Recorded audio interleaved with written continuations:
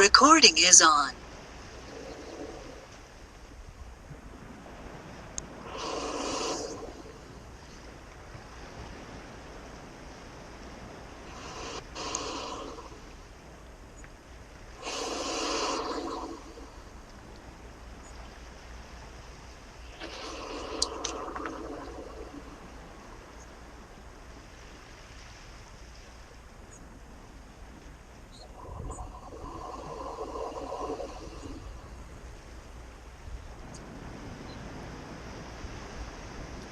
Hello, today is Sunday, the 12th of June 22. This is Desiderata Extinctionati meeting. I can't remember the number, whether it's 103 or 104, I'm not sure. And we were thinking that we would, 113. 113 or 103? Anyway, the topic was agency or not for humans, and maybe continue on the subject of consciousness that we touched last week, and anthropocentric view of the world. So maybe who wants to start?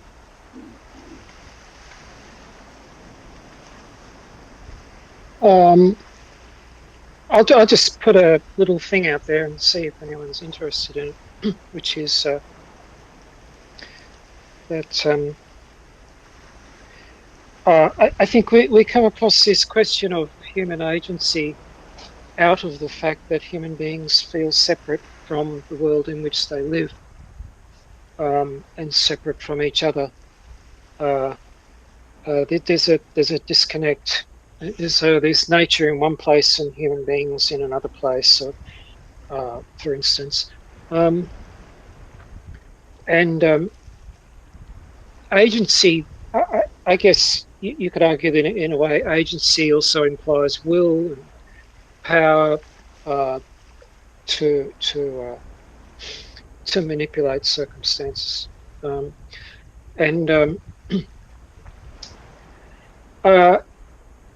that you get these questions. Do human beings have free will? Which is closely related, I guess, to the question of what degree of agency do we have, and I wonder whether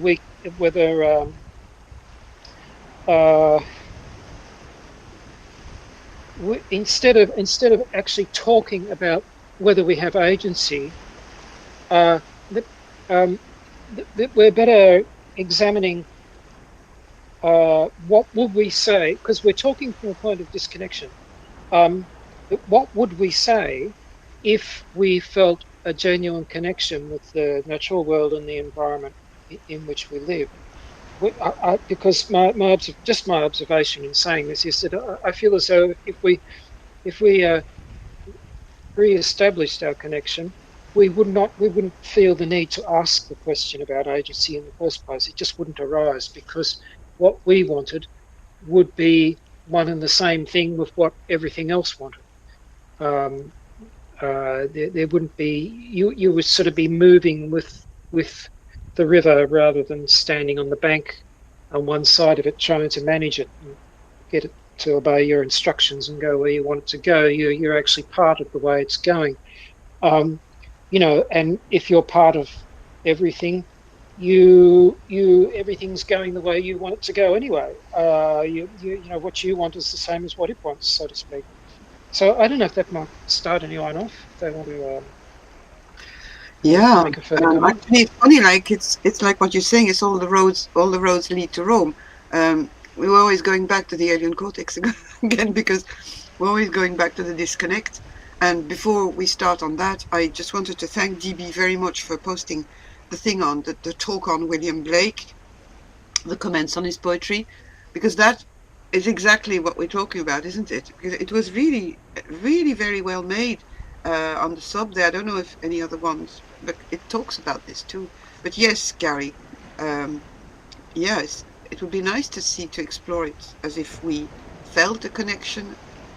But lots of us in this group, I mean, it would be nice to hear how we how do we feel in this connection? How, for example, for me, for example, when I got when I got aware of when I got aware of what was happening at a very young age in the world, it was not something I could put in words. It was something that I felt in my body, as if I was being hurt when I was seeing um, at a very young age a lot of lights everywhere and going up in the countryside, and also I could feel the rivers sick and animals going away. I mean, that is just I'm just bringing out sensations more than, and it evolved into other things when my intellectual education was made, and I started to understand the connections with human activities. But that's how, I mean, for me, from a point of view as a woman, and also a child that I was, it was a pain. It was something very, very painful. Um, yeah. So you're saying you're feeling the pain of the natural world um, being endangered, is it what you mean? Yeah, it's like you feel a disease that's getting at you, and you feel the even the death. You feel like you're losing every day somebody of your family.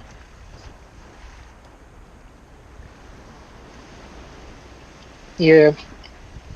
I used to feel that back in the bygone days, um, when I used to listen to Sam Mitchell give his talks.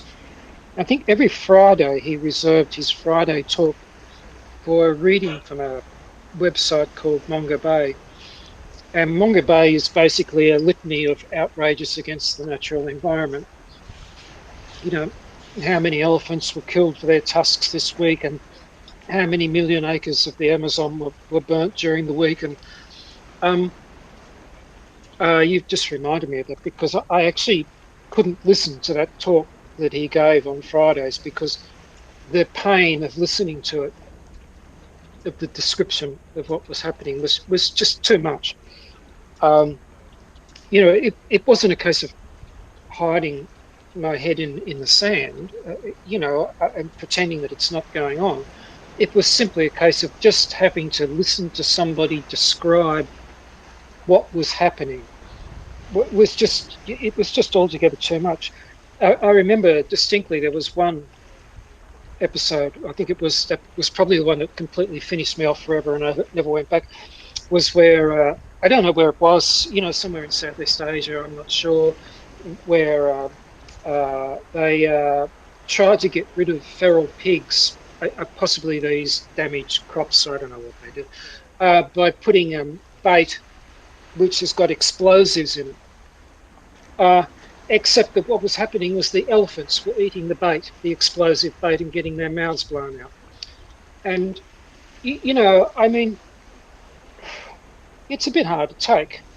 You know, I know. I suppose it's an extreme point, but it's. I'm just doing it to sort of illustrate what happens when you start to tune into the pain of the natural world.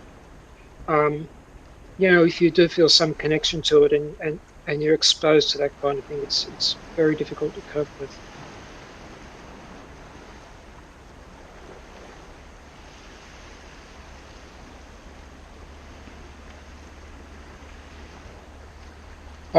DB, did you want to say something about the Blake? Because I didn't.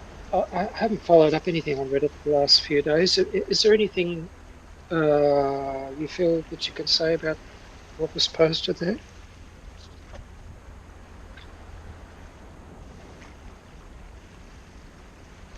Oh, okay. You can't talk. Fair enough. Yep. Yep. Okay. That's all right. Anybody else follow up the Blake? Yes, or else anybody else who could share a little bit what they mean by if they can how do we feel when we look at the world from the point of view of our connection in the subject of human agency, because it's a for me it's very difficult to see this clearly. I really like some. to have some kind of, because it's again a thing that's very to do with the senses, and not language, for me personally. But maybe some other people here have another another take on this. Yeah, I guess I can give it a try. But I first wanted to respond to what Gary was saying about the Mongo Bay, the San Mitchell. Mongabay, Monga. Yeah, yeah. Mm. Because I listened to Sam read those for many years, coming up to a decade almost now, and I think it has um, it has a purpose because to me it's a little different from what you just described because I could never be bothered to read those things every week or even every month, but having it on your headphones, like when you go for a walk or something, with a weekly summary, like he makes for your ears. That is totally possible for me to take in. But like you said, I could never bring myself to sit and read it. If you understand what I'm saying, because if I read it, then I'm only doing that. But if I'm Yeah, going for a walk along the beach and listening to it, then I can I can choose. I can listen to it, but I can shut it out if I want, or I can kind of laugh within myself to Sam Mitchell's commentary to it. You have all kinds of uh, ways that you can put some kind of distance between yourself and the stuff. But I think my most important point about those Manga Bay weekly podcasts from Sam is that they keep you informed, sort of, no matter what you may imagine in your own life or in your feelings, and what you'd sort of feel that you need to say to yourself, to tell yourself in order to carry on. This Manga Bay roundup kind of puts everything in place again and tells you that yes, Indonesia is fucked. South of Saharan Africa is fucked. The Americas are fucked. Europe is fucked. The Arctic is fucked, and the Antarctica is also fucked. He doesn't say it like that, but that's kind of the conclusions that you will have to draw after listening to 50 Manga Bay weekly roundups in a year. So I think that is kind of good because politicians and IPCC reports and meetings and stuff, they sort of always try to give this upbeat. We are finally getting control of the destruction and the climate problem. Everything is within reach. Uh, that's kind of the PR message. So I think Manga Bay is a very good counter message to that, and it's also very well sourced and researched and stuff. Yeah, so uh, I totally get the emotional wish to just shut it out. I'm probably a bit more hardcore than you, Gary. So I've been around to this kind of stuff for more decades, so I can take it. But I would never read it because reading is just too much. Too much just doing this thing for half an hour or something. Yeah. Yeah. yeah. Uh, yeah. Go There ahead. was a couple of things. Um, yeah. I mean, sure. I mean, definitely, I'm affected deeply by that kind of thing. And I just wonder, though. Uh, I think even Sam commented there at one stage. He said, "Okay, that Mongabay is just doing this on and on and on and on, all this nature destruction porn, and uh, well, basically, it isn't having any effect. And it's not really going to, not in the way it would need to. If it was going to, it would have by now. And then the next, I guess, the next thought is, well, what does it take to cause human beings to alter their course? Um, and because it needs to be a collective action, is it is it possible at all? I mean, it looks at this stage, so it's not. There's no sign. And in any event, as people in who are informed will tell you, of course, it's probably 50 years too late. But yeah, Yeah, but sure, it's an important. Go on, sorry. yeah, but I think it's important, and I will keep fighting for it, for it being important, because as we've been discussing now for many weeks on this show, you have we're coming up to some kind of society shutdown,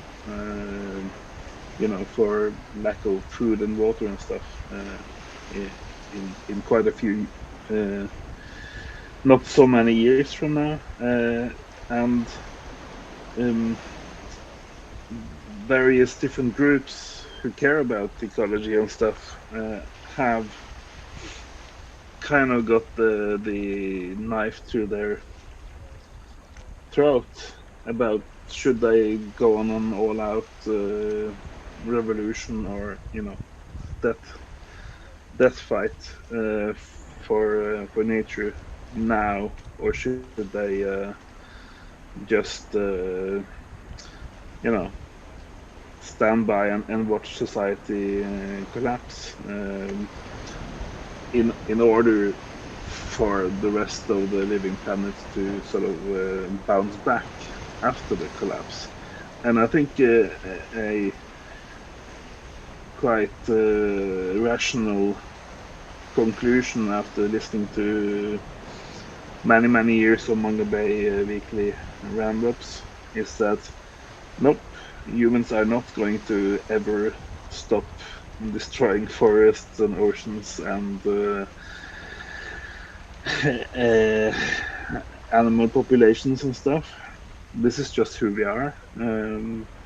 So as long as we have this extra energy that we get from not only eating but also extracting energy.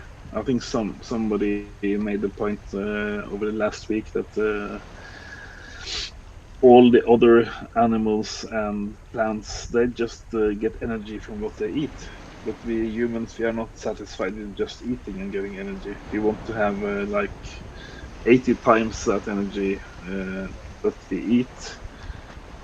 We want to transport us and heat our houses and move us about and stuff. Yeah, so this is just who we are as a species. This is what civilized society does. It does destroy all of these things, and the only way that destruction can stop is if the industrial society stops. That's pretty clear from Sam Mitchell's reading of Manga Bay, anyway, the way I see it. So that is the point of doing something like that. I will always say that finding the truth and telling the truth is important. You may not understand yourself if you're the one spreading the truth. You may not understand yourself why it's important, or who the fuck is going to ever use that truth for anything good. But somebody on the planet out of 8 billion people will find a way to use the truth for some kind of good.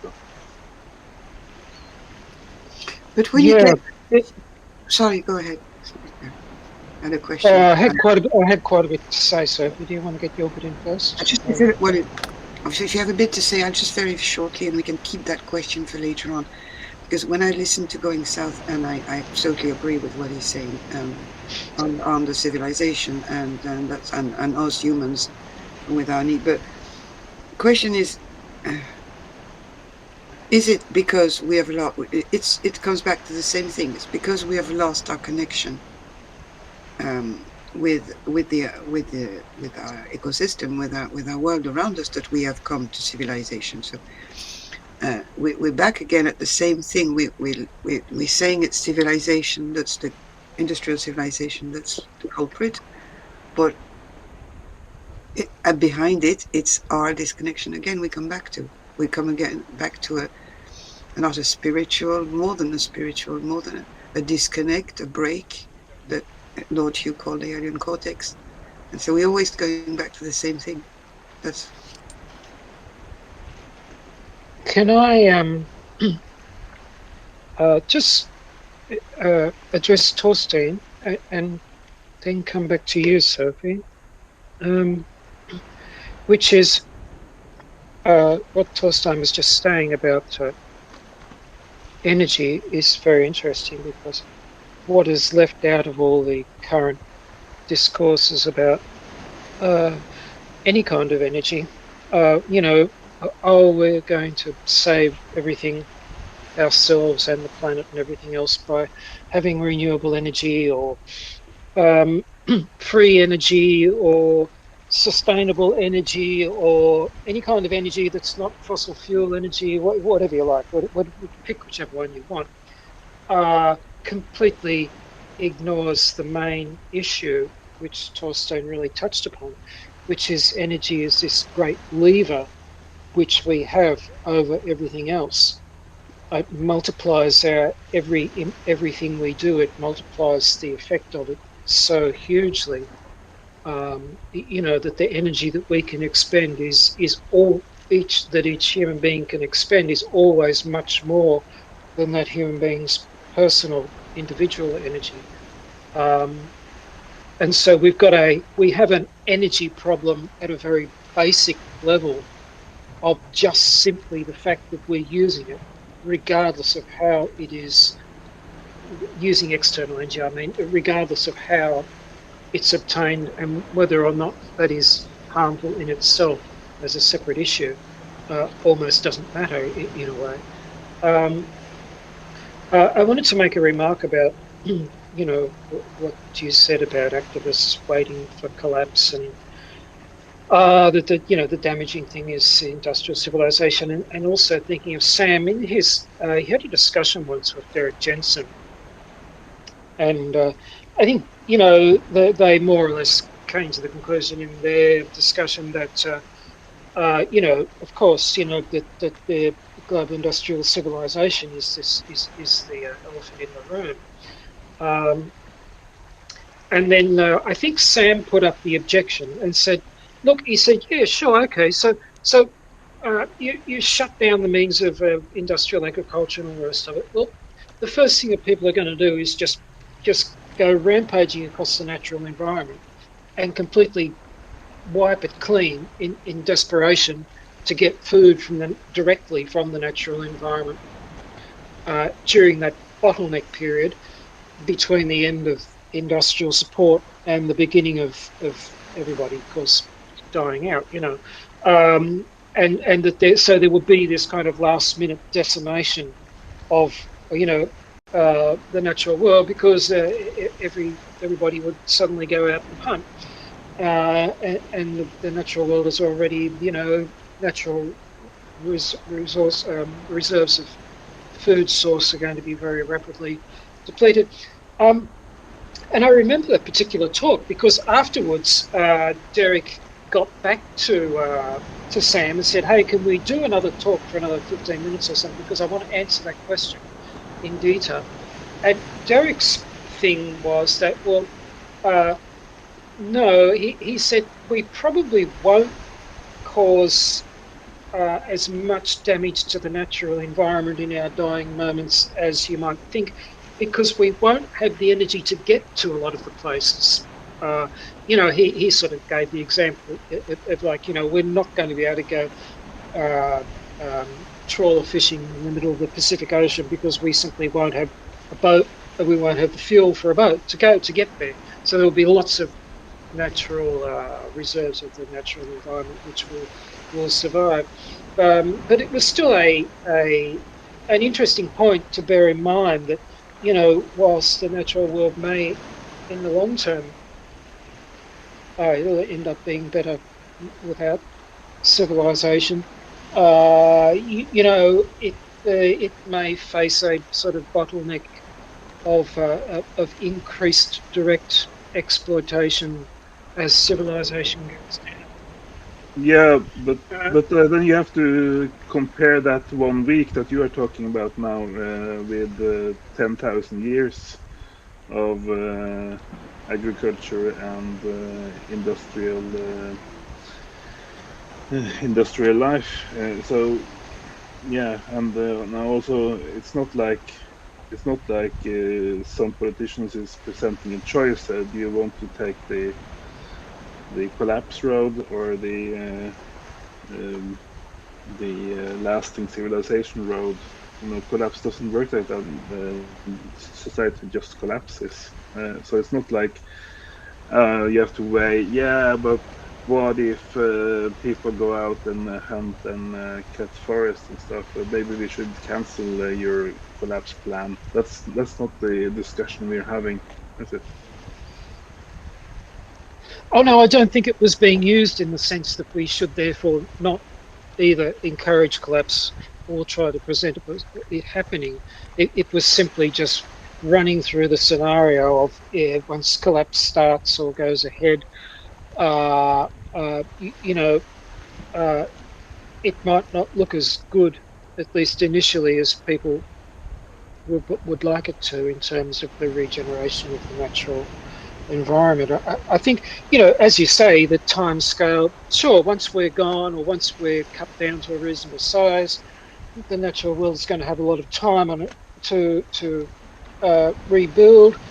Um, I think, sure, kind of depends, though, things that have become extinct, um, looking at an extremely long life, extremely long time span before you start recovering diversity once uh, you've got important species that just aren't here anymore. Um, the Did you want to say something, Torstein? Otherwise, I just want to go back Yeah, and address Sophie. Yeah. yeah. I think maybe the most important. Let's say that you do get a week or a month or something with a very hard attack on the remaining nature. What you will do during that month will be to decimate the numbers of the different species. The numbers of trees and the numbers of deer or elk or moose or whatever. What you won't do is totally eradicate uh, species within a month just by going, as you say, commando without a car, without a trawler or anything.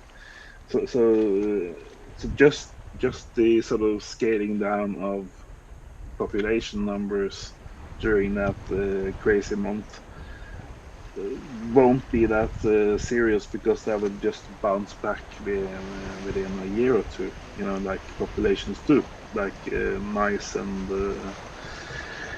uh, birds that hunt mice and stuff. They bounce back in a very short time.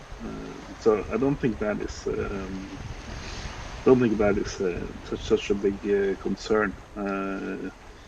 Well, it all Yeah, depends on the season it happens and the environment where you are too. Like if yeah, it's urban or not, if it happens in the winter, or if it happens in the summer, if there is mm, growth, it's where you are geographically. Are you in a mountain? Are you near the sea?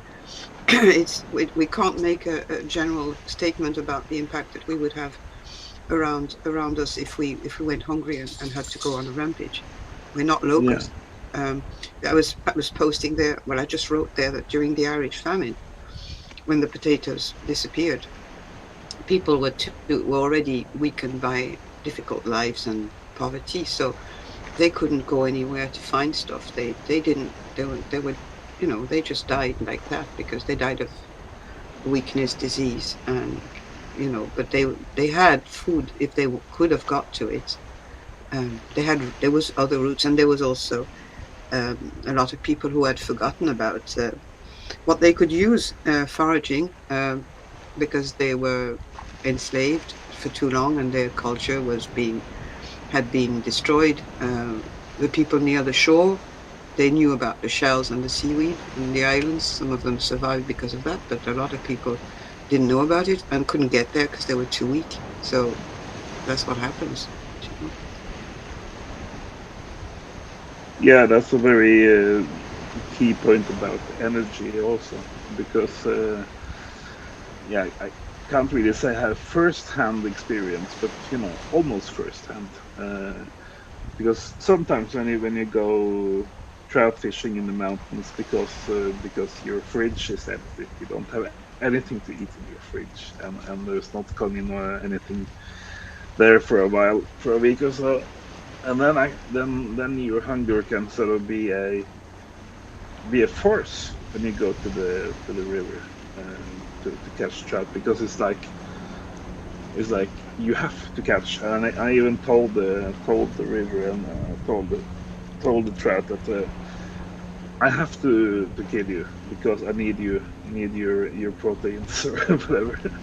Uh, but you don't have to go very many days without any food before you have an acute energy problem where you can't get any new food because you haven't eaten in a week.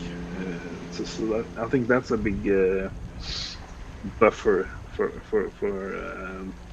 post-civilized humans. That if you really get down to having gone a week without any food, and maybe not even clean water, then I mean you have really low energy levels for creatively hunting or creatively catching anything, animal food anyway. Plants are of course easier, and you can, if you know about 10, 20 different species that live in a forest area, you can just go for those, and just go around grazing or eating these leaves or clovers, or whatever, all day.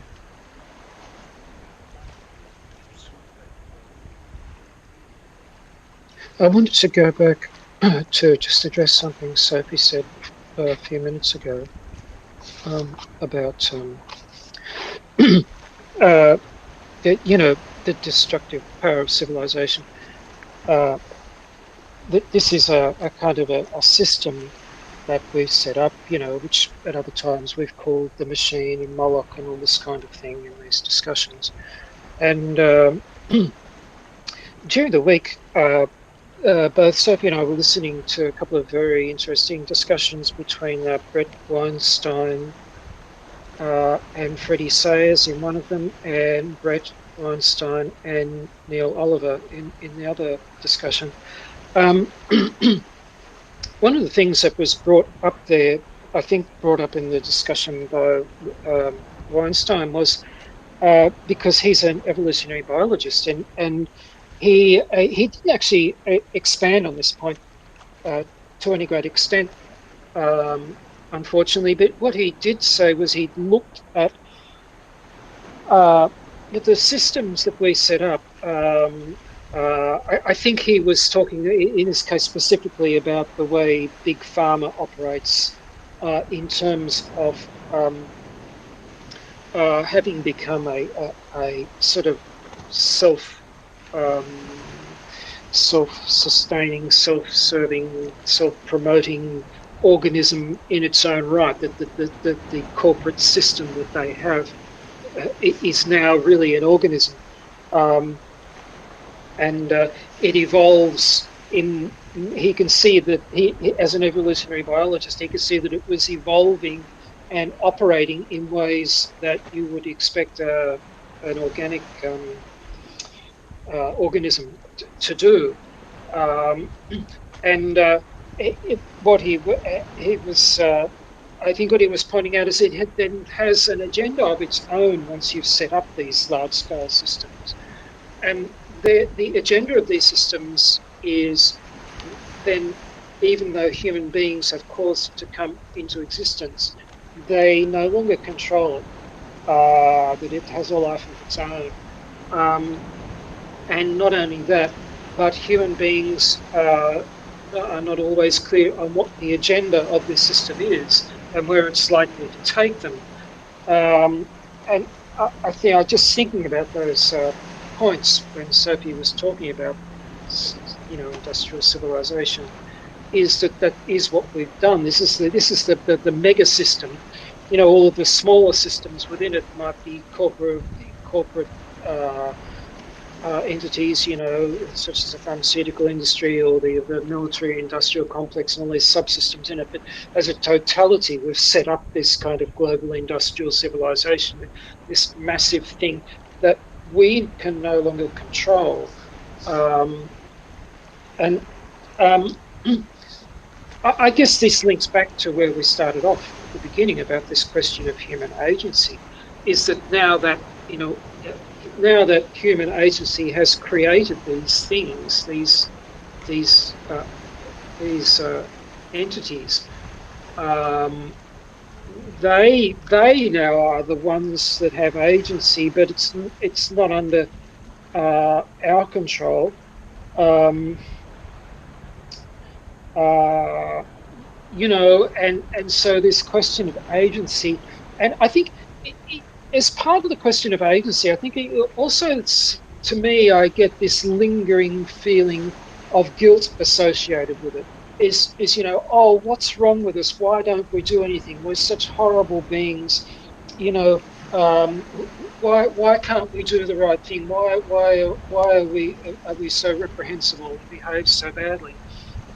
And yeah, sure. I mean, uh, that's certainly true in many ways, but there seems to be more to the story because within this collective of apparently horrible beings, there's a lot of really many ones, such as the people on Monga Bay, for instance.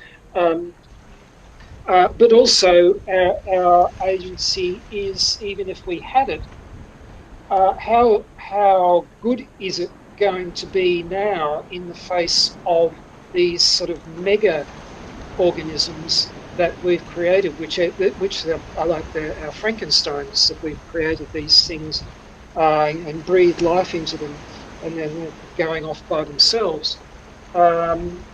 So they're just some thoughts that I just had as a result of what Well, I Sophie don't, said. I don't know if any.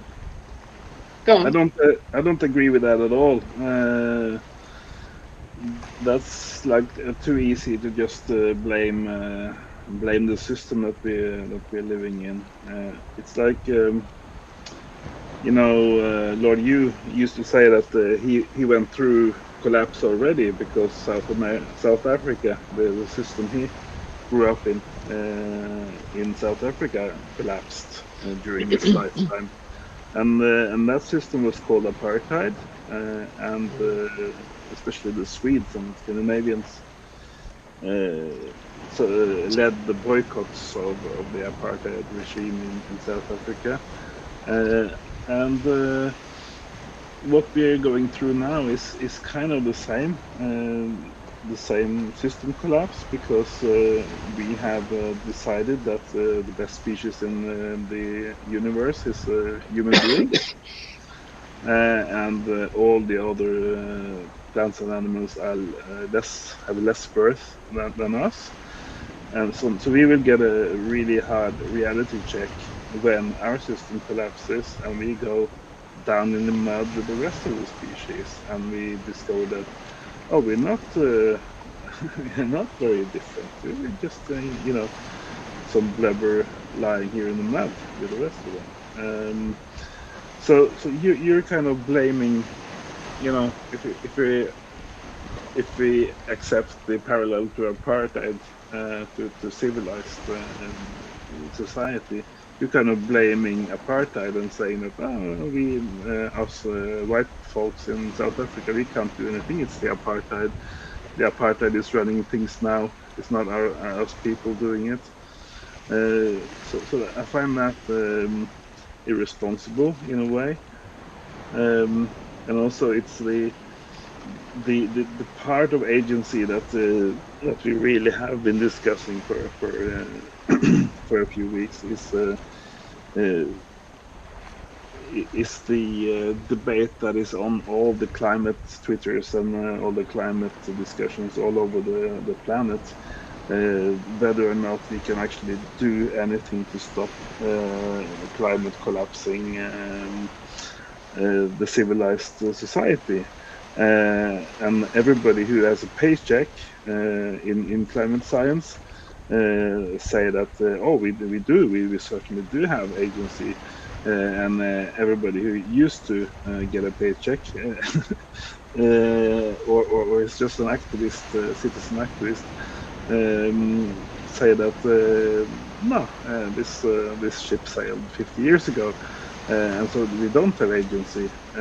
So that's kind of where the discussion stands. And I think the point that Bob made last week on this call was to say that if we don't have agency, and our parents' generation didn't have agency because we were already past the tipping point back when they were kids, our parents' generation were kids, then it's not rational to go around with a lot of guilt, because what should we do? We couldn't do anything 30 years before we were born. That's not physically possible. So yeah, we can take on sort of a species level guilt, and or we can also figure out that it was this kind of civilized life that ruined everything. But that also wasn't our invention, you and me. We didn't, me and Gary didn't invent human civilization or industry. Um, and to Sophie, I think you said something about going back to the split and to the alien cortex and the start of that. That is also almost a synonym for civilization, because civilization means city life, right? And the whole point of an early city was to have a wall between where people lived and there you had nature, right? So in a sense, the alien cortex is kind of that idea of living apart from nature. There you have the word apart, so you have apartheid again. So the whole thing is kind of sociopathic and deeply racist with apartheid and keeping things separate, keeping the god species for itself and nature outside of the walls. I really appreciate your answer there to everything. There's one thing though, I don't think when I was listening to Gary, there was an idea of blame on the machine, because I don't think you just dismiss human agency and say, oh, it's our creation, it's gone, But I think what Gary was saying is that machine, and that's what DB is writing on the comments that he, after William Blake, that the video on William Blake that was posted on subreddit, is that this kind of monster, alien cortex, Urizen, whatever it is, and it is at the core of this monster that's ruling our world at the moment, is that its characteristic is that it's self-destructive and it's turning on itself. And our agency in there is not say, well, we can't blame and say it's fault, we're humans, poor humans, we've done it, and now our creation is killing us. It's not that. It's just that we're witnessing a thing that's eating its tail, and that is it's bringing us to our demise. I don't know where our agency stands there, except at a level of at a spiritual level and at an acceptance level and at a catharsis level, but uh, at a grieving level. But other than that, I don't see any other position we can have. But the discussion last week was about why is Europe doing this, and the European Union is running itself into the ground, and they're collapsing their own economy. Uh, and then you were going on about this is kind of a self-regulating machine and blah blah blah. And I tried to point out that there is a country called the United States of America, which is at the head of the NATO alliance, which is not really an alliance. It's one leading nation and 30 slaves who are just told what to do. So instead of kind of talking about having a runaway society that does what it as an entity wants, I think we should remember that we have a US empire in this world, and it has like something like 400 military bases all over the planet. And let's not just give them a free card to do whatever they want. Let's call it by the real name, USA. Okay, I'm not condemning USA or anything. I'm just saying they are pulling the strings of all of these slave nations. Maybe USA is a good force or a bad force in the world. I'm not currently talking about that. I'm just saying that they are a real entity, and we see American politicians on TV and the internet every fucking day. So let's not fool ourselves and say that this is a techno utopian entity that is run amok. It's USA. Okay.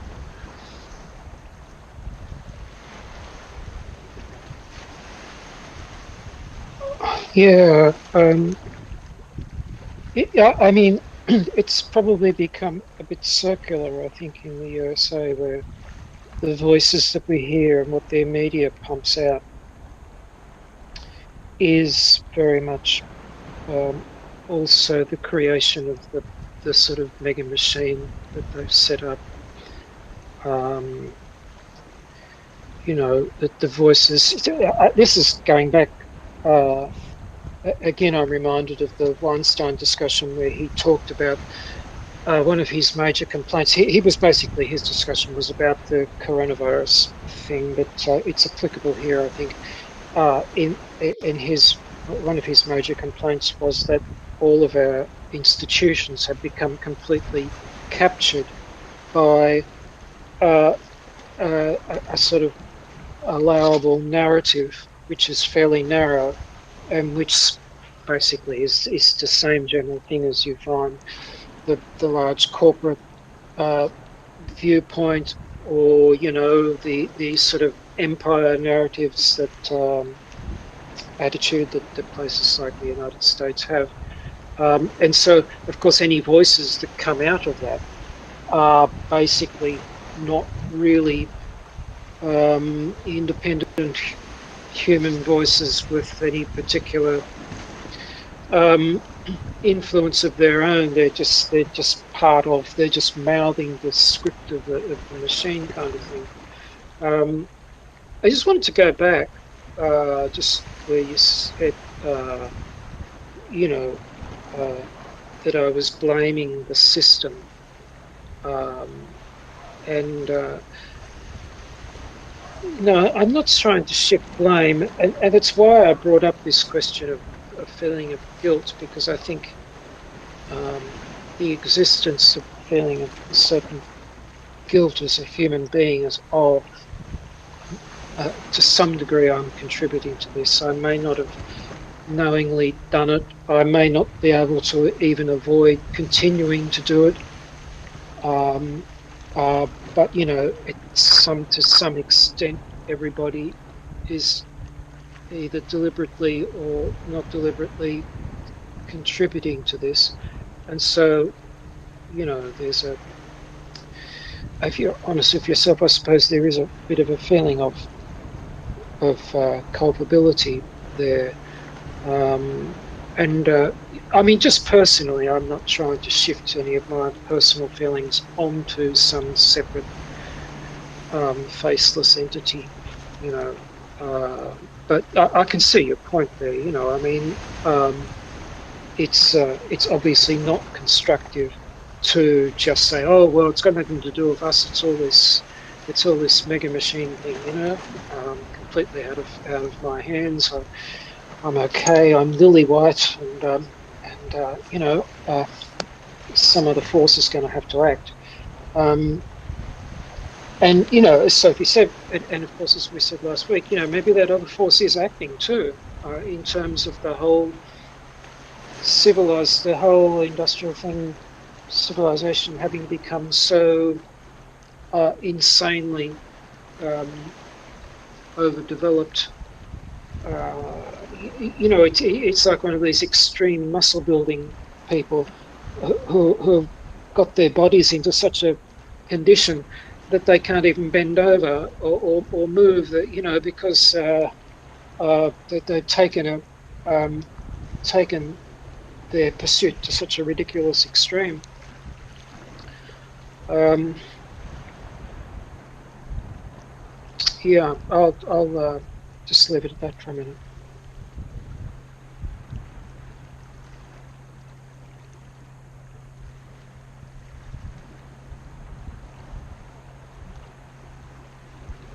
Yes, thanks, Gary. So this carrying of guilt is not productive in any way, and it stops you from being active. It's actually against. I don't know. It brings back again the question of agency. Yeah, I don't think the species guilt is lead. I think it leads you to a cul-de-sac. It leads you to a trap. As Going South was saying, like we were only we were born into something that was already happening. We have absolutely no take in what has happened. So it's an interesting intellectual and discussion thing to do to put point of view, but you don't want to go in that direction. Otherwise, you end up in this suicidal kind of cynical. We're nothing.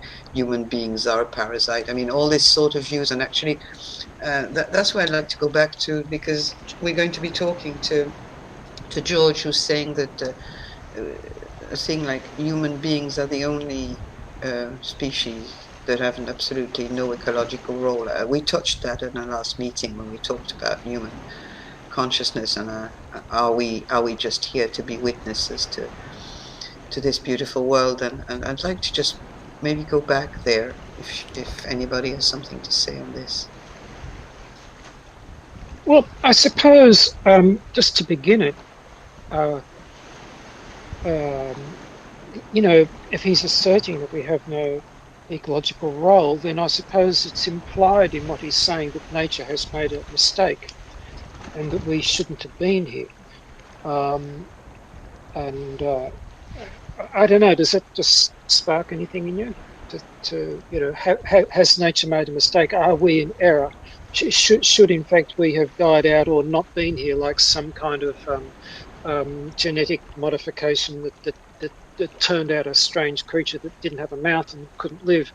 I mean, are we in that category or not? Who are we to say that nature can make a mistake? Like, we are part of nature, so it's just, yeah, exactly. Like, I don't understand even the word mistake in the context of the natural world. There is no mistakes. There can't be a mistake.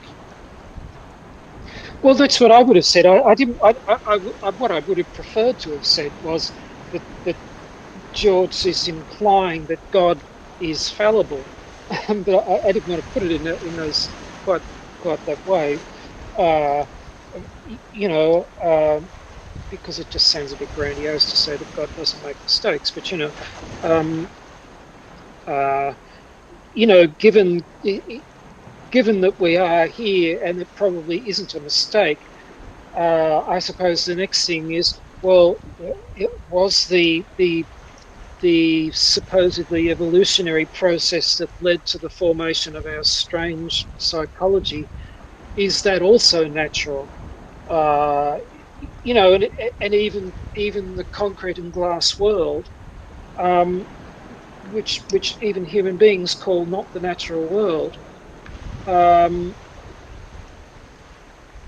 uh, I don't know. I mean, is it just too extreme to say that like, um, even if it is unnatural, if we went back and reran the experiment, there's probably a good chance that we repeat it and end up back here where we are.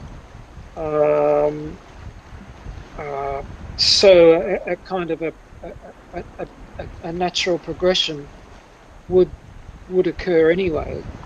Um, so I suppose we're looking at a question of where do we draw the line between what's natural and what's not, or is everything natural, including us and all our amazing dysfunctional creations?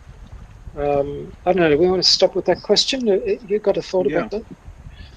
I think the way I see it, when we came to the city wall and the civilized life within the town or village or whatever, then started a new kind of cultural evolution in humans, where the traits that we now know and hate were um, promoted by city life, like being sneaky, or being a criminal, or being a tyrant, and being a good soldier and killing a lot of people.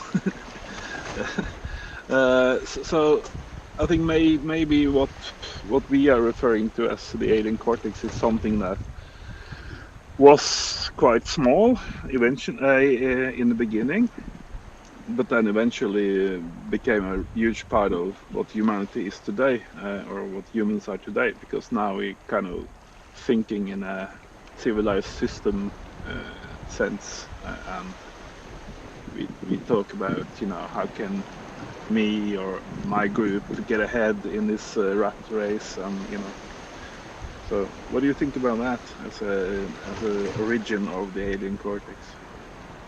Um, yeah, I mean, I'm not arguing with it, but actually, just while you were talking, something came to mind, which is that. Hang on, I just got to try and kind of recover it. That because how Lord Hugh spoke about transhumanism, and he covered that in different ways, not just in terms of bionic arms and neural implants, but also in terms of people getting transgender modifications and all that. But the thought that just struck me while you were talking was that the alien cortex could have been our first transhuman creation. Almost unwittingly, we created this sort of phantom self within ourselves that isn't really, you could argue, is not really human because of, well, it seems to be hostile to our best interests in a lot of ways.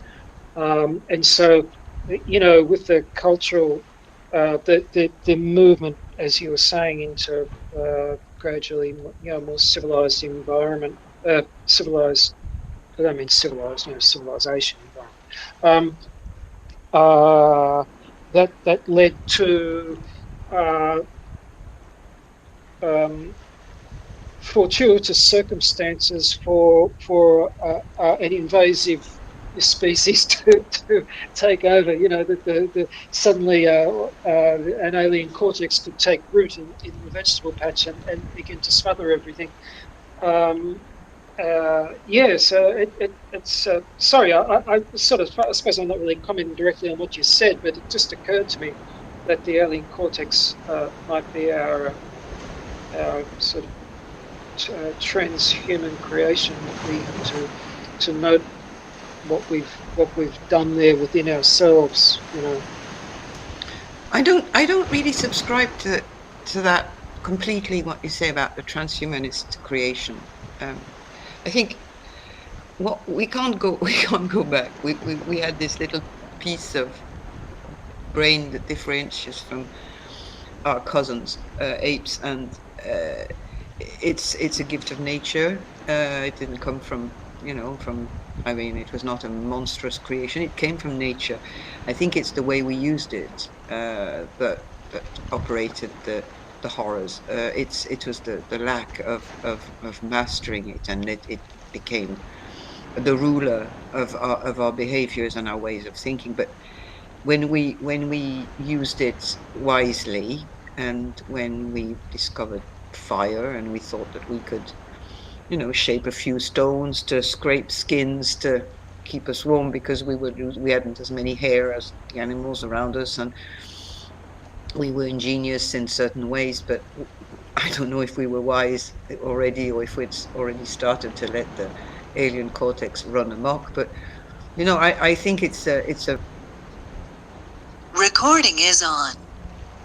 So it's back again on this question of mastering of this alien cortex, of not letting it rule us, but the awareness. Is that human agency? Is that really at the root of human agency? Just throwing this out there. Yeah, I mean, it's a good point. I'm just a little bit wary of the word mastery, because I think that throws us back in with the original problem, is that there's some entity which is controlling something else, which is, that's the characteristic of the alien cortex, is the control narrative, dominance narrative projected in itself, and all sorts of ways. But I think, uh, looking at this more from the point of view as it being a misused tool, is seems more constructive. I mean, as you refer to it as that, um, and it's and certainly, as you can see, also that's writ very large in society, where we have a lot of amazing things that we've managed to create, and they're generally being used incorrectly or excessively. It's a substantial part of the mess that we're in at the moment, is the misuse of tools, not just internal ones, but external ones. Yeah, if you look at monkeys, you see, and certain species, but mostly monkeys. But I've seen that in the octopus too. They use objects in the environment as tools, and they have a certain um, technique that hasn't so far run amok, that has just kept going, and we seem to, like, for energy, like the Jevons paradox, we seem to, once we found something, well, then we found a more efficient, energy efficient way of using it, of doing it. So it's that I think that's the avenue that we follow.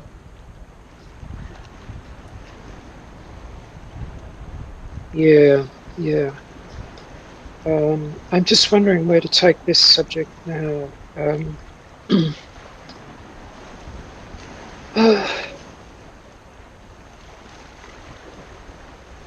That Well, see, we were in the thing that I don't, honestly, I don't like the terrain where we say that we are guilty. I don't like this because it's unproductive, and I don't like the idea. It doesn't ring with me that we are a parasite species that shouldn't have never existed, and that we have no role. And that's where we started this, and that is that is a bit what we were yeah, talking about last week. yeah. But another, we might be able to head off in a new direction, because what I'm just thinking of now is thinking of the discussions about terror management theory, and the also the grieving processes, in particular, the pleading and denial phase, where where and I'm wondering if we're in that at the moment, where we can see the direction in which the civilization and the planet that we're clinging desperately to is not going to be supporting us very much longer. And even here, we're trying to have a discussion that is, um, uh, you know, a little bit above the ordinary. That we're still, in a way, scratching around desperately for some way of looking at this that will create a sense of resolution within ourselves. And I'm not so sure that we're going to find that. That I mean, of course, you know, this is not to set aside the strictly spiritual way of looking at it. Is this sense of transcending the the sort of ego-centered way of looking at things. But I think it's true to say of most people that they haven't reached that exalted stage. So is a lot of this discussion end up being in the realm of trying to come to a position of understanding about this, uh, instead of constantly squirming around.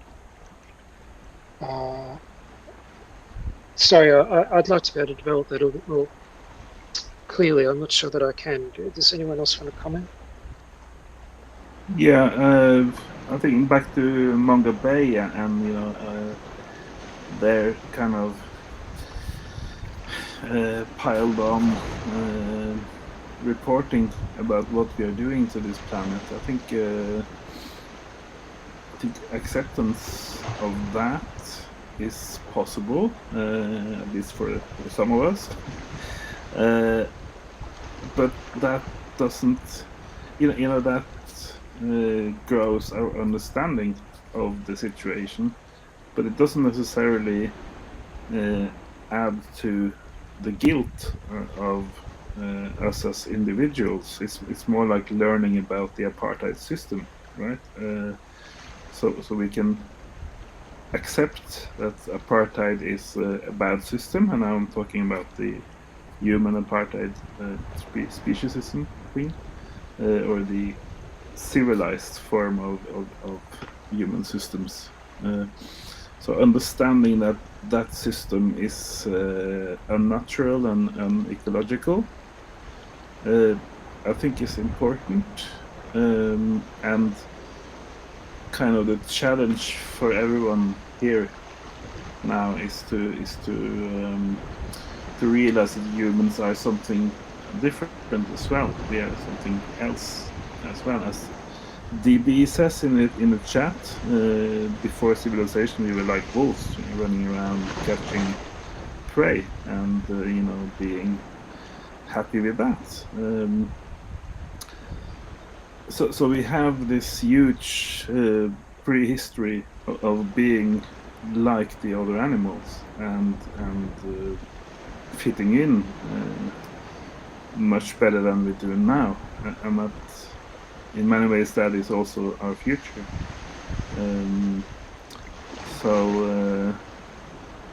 So if we can embrace sort of the natural side of being human, like most of the things, the good things in life are free, is an expression, and most of the good things that we appreciate are also natural and pre-civilized, like food and sex and sleep and community and being happy with other together with other people. I think Sophie used the word last time about communion or something, or being together and having a meal and talking with friends and family. Those are kind of pre-civilized pleasures also.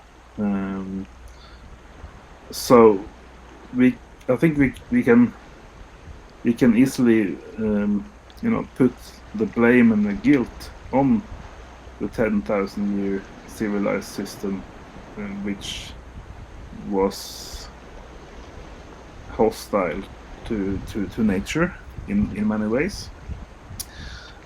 Many small ways in the beginning, but like my comparison a month ago or something to a primitive kind of flying machine that somebody was testing off a cliff. Uh, he could feel that, okay, this is a big success, for 10 minutes until it crashed to the ground. Then we have this agricultural society that we've been in for 10,000 years now. And it was also crashing to the ground because it was unsustainable. But as these things go, some things that are unsustainable and can't continue, they still take 10,000 years to play out before they crash to the ground. That doesn't mean it was ever sustainable during those 10,000 years. It just takes a long time to destroy an entire planet. Yeah, I think too we're at a bit of a disadvantage at this end of history by having this sort of hyper awareness of our predicament. Um, I think if you go back in time, and obviously, either there's even in tribal situations or hunter-gatherer situations, groups would have been wiped out for various reasons, disease or some unexpected thing might have occurred. But now we've got all of this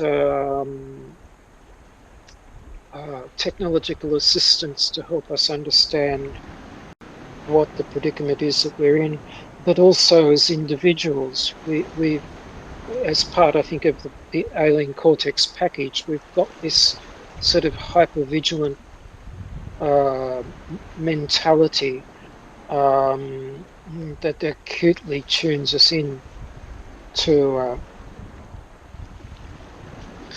to the situation that we're in.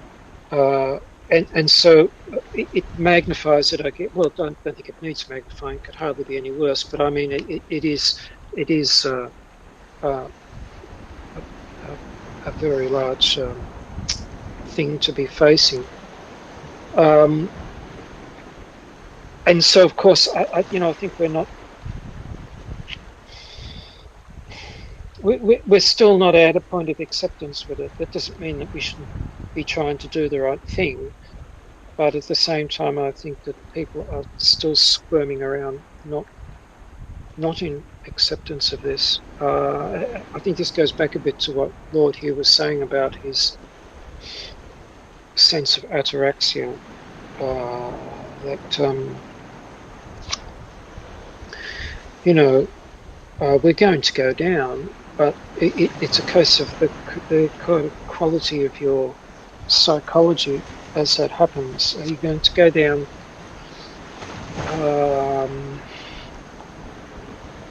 screaming resistance the whole way, or understanding the nature of what's occurring?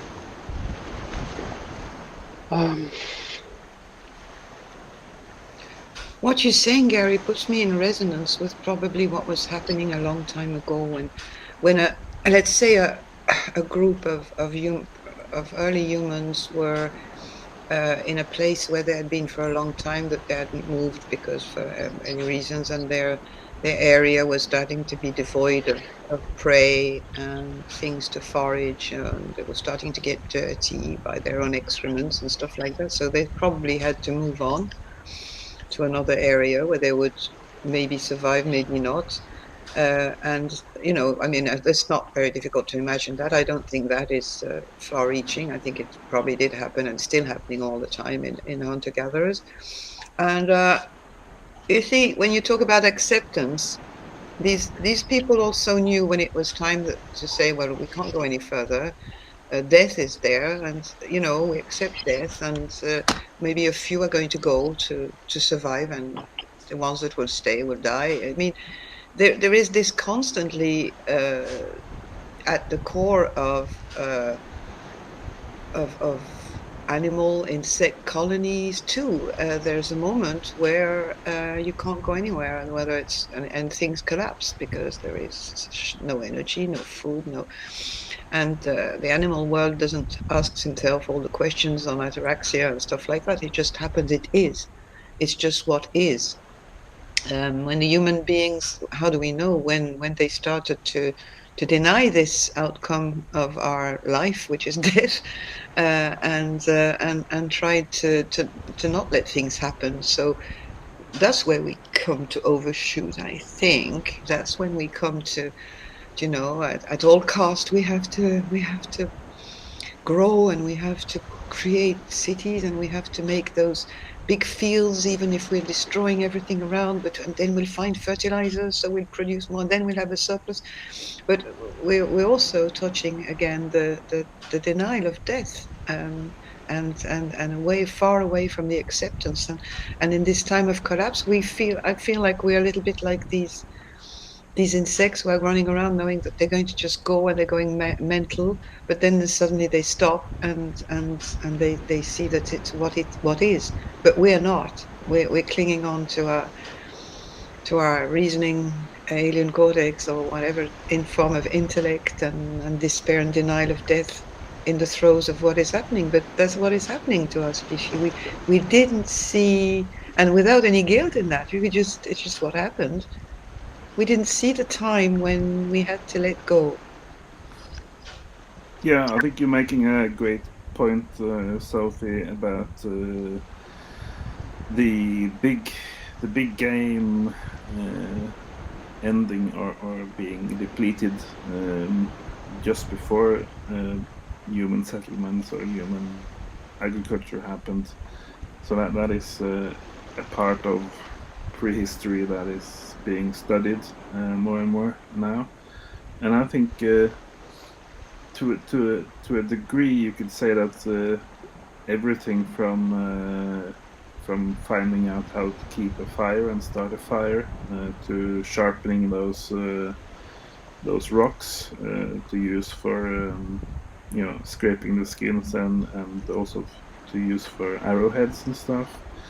All of those kinds of technological interventions, they were sort of a very slow start to the eco collapse that happened after agriculture started. So it's a very, very slow start, almost like the start of the melting of the Greenland ice sheet. It doesn't go very fast in the beginning, but then it really comes down hard.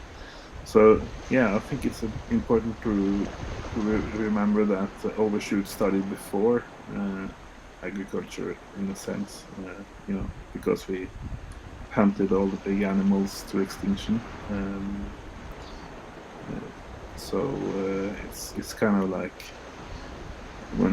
what did we do then? What did we do when we hunted all of those to extinction?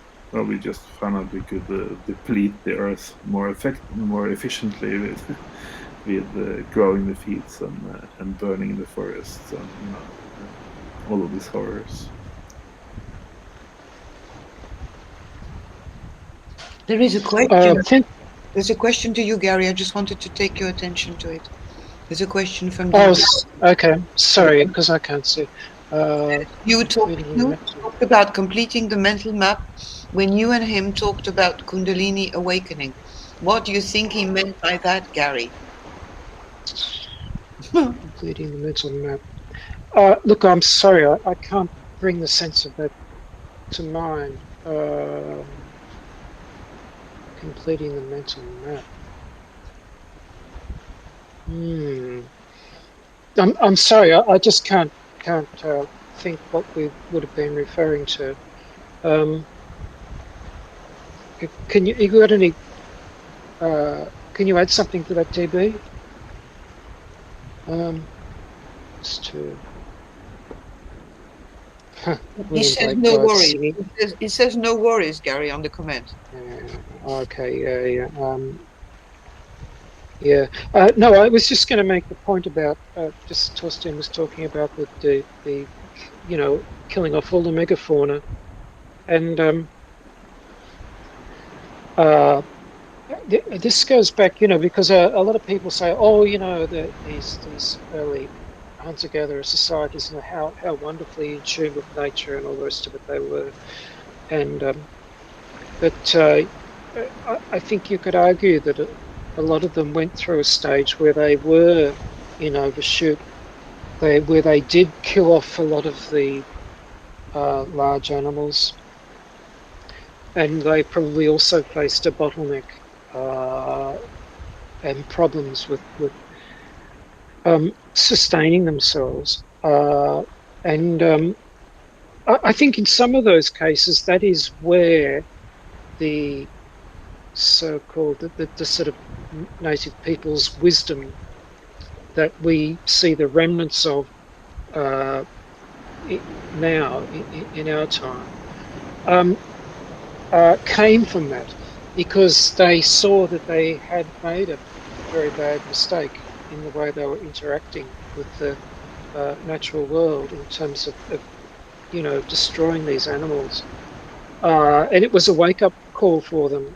And this is not my idea. I just don't know where I read it or got it from now. But, that this was at the point where a lot of these early uh, human groups became much more environmentally engaged, aware, sensitive, and sort of saw themselves as custodians of their environment and participants in everything that was going on, rather than just purely using it any way they want to to extract their needs from it. Um, and that is that process of uh, learning that wise lesson is something that current civilization hasn't gone through. It's going through it now. Whether it will emerge on the other side of it any wiser, or whether it just won't emerge on the other side of it at all, remains to be seen, I guess. Um, but I mean, it's just going back to what I was saying about the extinction of the megafauna. Was particularly striking in Australia. Because there's just nothing here at all. It was completely destroyed by the original sort of settlers here, and so was vast amounts of forest and all the rest of it. Uh, but if you now look at the kind of wisdom of these people, they've got a very wise outlook on the natural environment. But obviously, at one stage in their distant past, they didn't. Um, so they had the opportunity, they had the good fortune, I guess, to have made a mistake and come out on the right side of it. Uh, and we're looking at this. Are we going, this state that humanity is in at the moment? Is this an opportunity that anyone's going to recognise, or will it just be lost on the way down the drain hole? Yeah, about that, because now we're kind of discussing to go into the fourth industrial revolution, also called the Green New Deal. And the way I understood Zapffe, we had a chance when we figure out that we killed off all the megafauna before we started agriculture. Should we sort of take a hint and downsize our human enterprise, or just carry on and double down? And I think we know the answer now, and we're also going to double down this time. in the 2020s. We know all of these things about our destruction of the natural environment and how we are depleting the climate and stuff. We're still going to charge ahead and build a entirely new industrial fourth generation society, uh, which even mainstream critics are saying it won't be ecological at all. It'll just be sort of the emperor's new clothes, or just so some green furnishing in the edges of the same thing. Yeah, so it seems that we are not taking the hint as a human society even now, which I think is pretty depressing.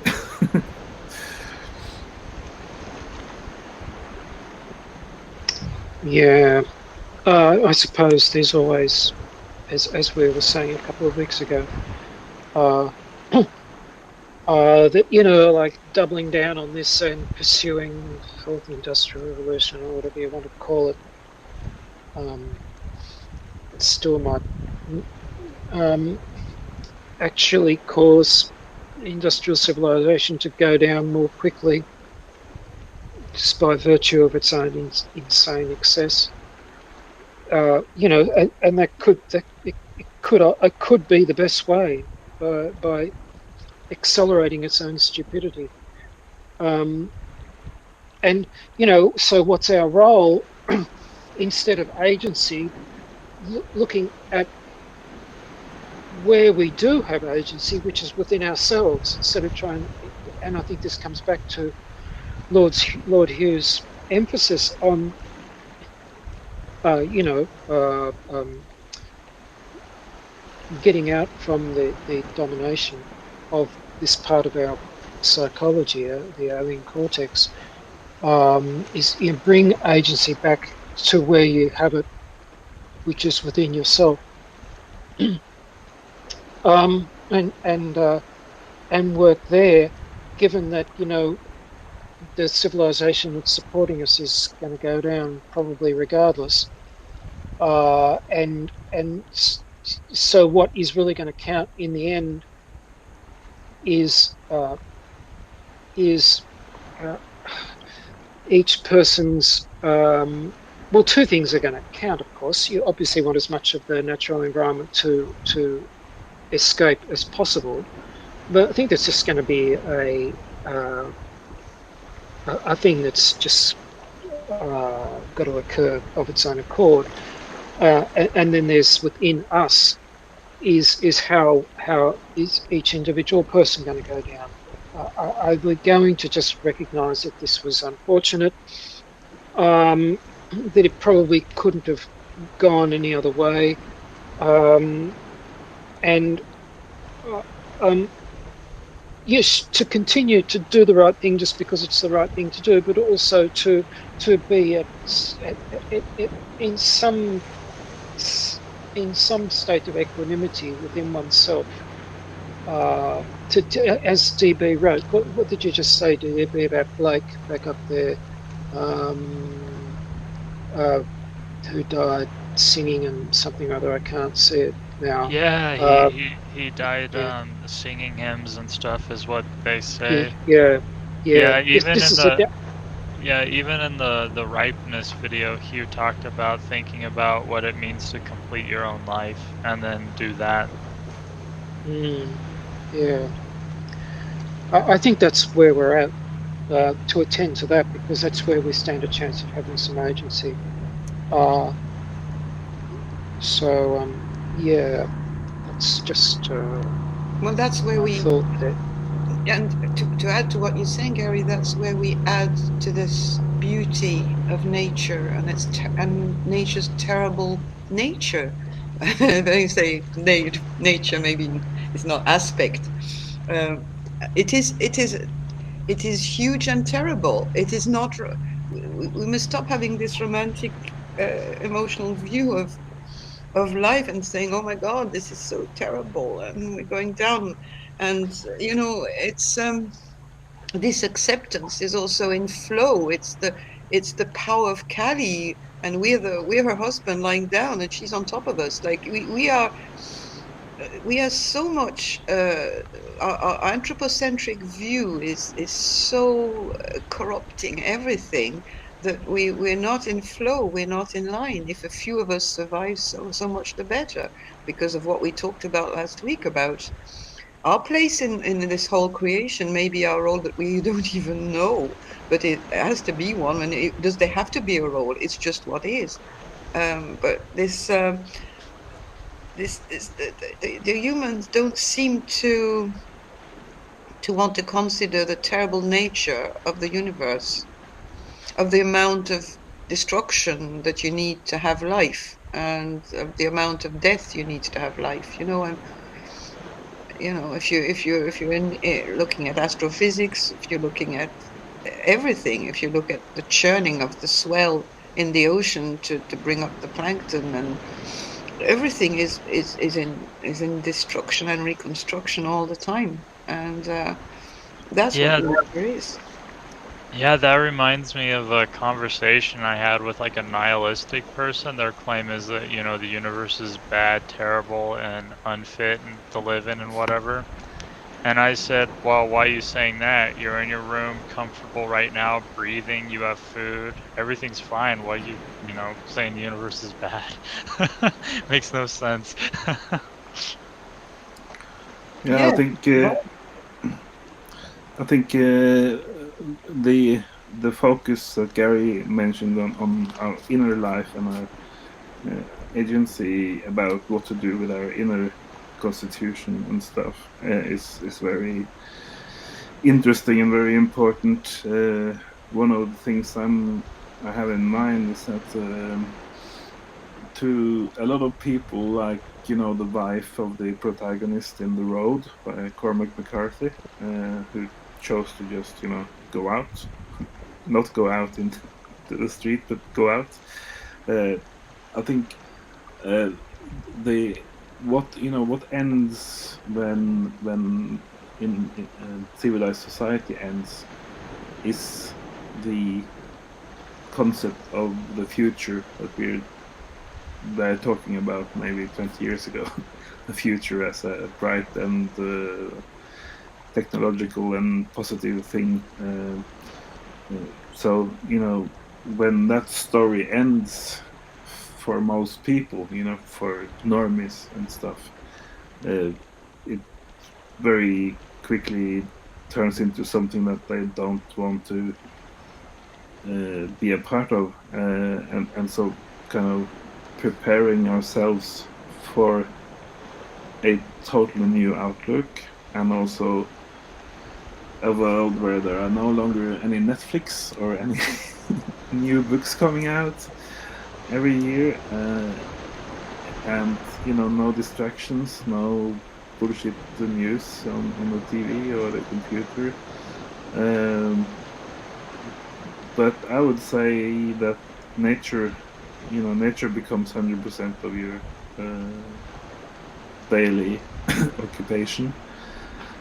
Nature and finding water and food and stuff, and that used to give people meaning for 10,000 years at least, or 2 million years, and I think Ted Kaczynski talks about the loss of meaning in our society is because everything is just so easy, and I'm feeling this very very strongly these days in June. I feel I need to go and catch my own food. It's just an urge that comes back in summer, I think. Um, so we it's not like we're orphans when we go back to nature. It's more like we rediscover meaning, and I don't subscribe to the idea of nature as a big, brutal, godforsaken place, really. It's more like finding out that she has lots of places to sleep, and she has beautiful meadows and little creeks with trout and fish, and it's a beautiful place, really. But it's kind of like when you have these doubling down normies who just want to go on and buy a bigger house and more houses and two cars, and going from that perspective or that outlook and into a dark wall of trees without streetlights. you know uh, yeah, it's kind of two worlds colliding, right? Yes, I think, sorry, go ahead. I was just going to say so right about meaning, about the meaning. Go ahead, Gary. yeah, I'll talk about that in just a second. But just what Torstein was saying um, is, what we've lost is in not being in nature like that is that we're not. Nature is the thing which produces the sense of awe, which is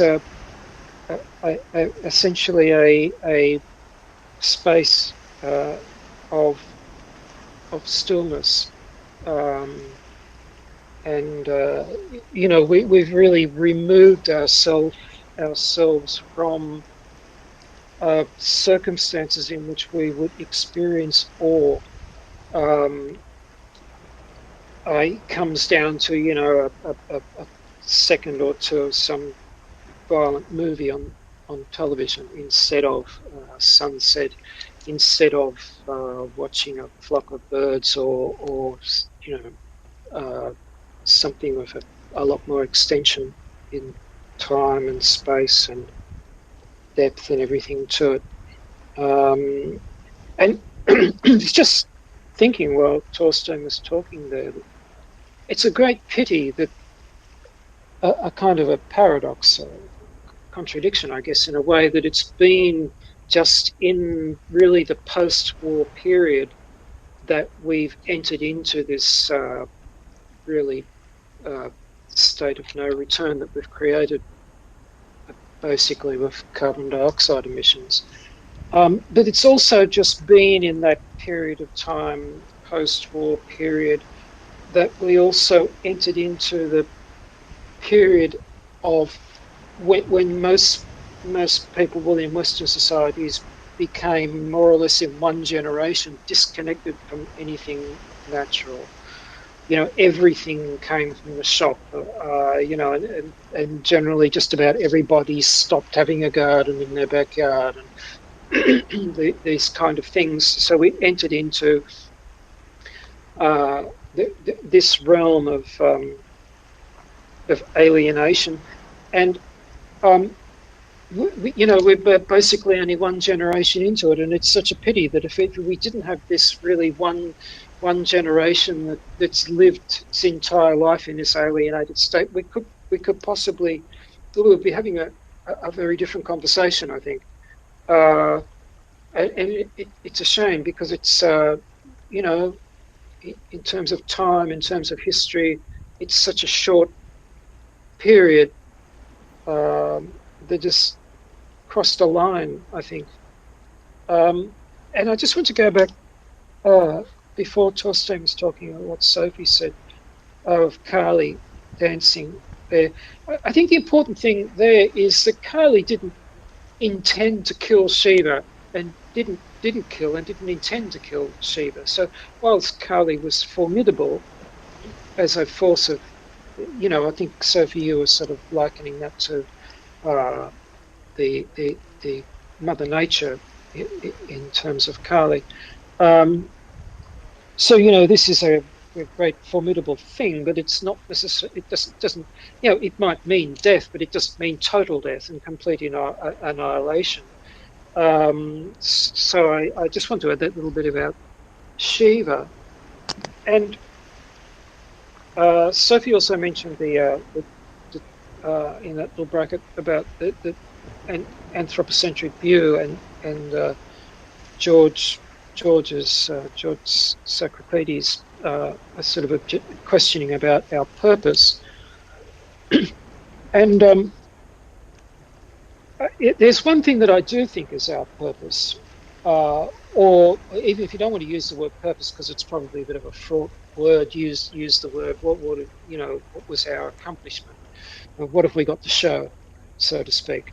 And this is something that Hugh did mention once, I remember. And we did touch on this last week in terms of consciousness, I think, and the consciousness of animals we were talking about. And I think that the one thing that we have accomplished, not as a personal accomplishment, but just as human beings, is the possibility of is the existence of this self-reflective consciousness. That we know that we're conscious, and this is something that we can think about as a subject in its own right. That we're aware of what we've got, and in the spiritual perspective, we even take that one level further, where we're not just aware that we're aware, but we're aware of the awareness that is aware.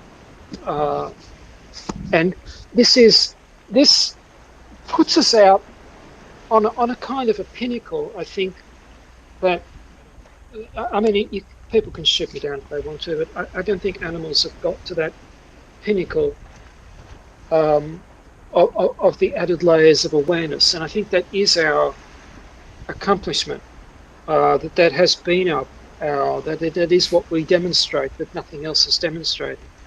And in a way, what that means is that we're more or less we're the eyes and ears of God. That we're the way that God can appreciate creation, because of our added levels of consciousness. And I think that is our thing, that is unique. And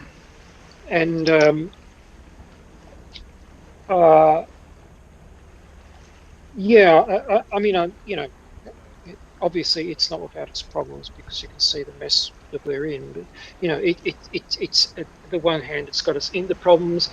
I think because not enough people have taken it to the next level of spiritual awakening. Of spiritual awakening is why we have ended up pursuing doggedly this path of self-destruction. It's evidence of the fact that only some of us have really realized the full potential of human beings. Hugh did say there at one stage, what a tragedy it would be if that was lost for eternity. If all of the human beings went extinct, it could take billions of years before anything else arose that could recapture that kind of consciousness. It may never happen again. It could be lost for eternity. So Yeah. yeah.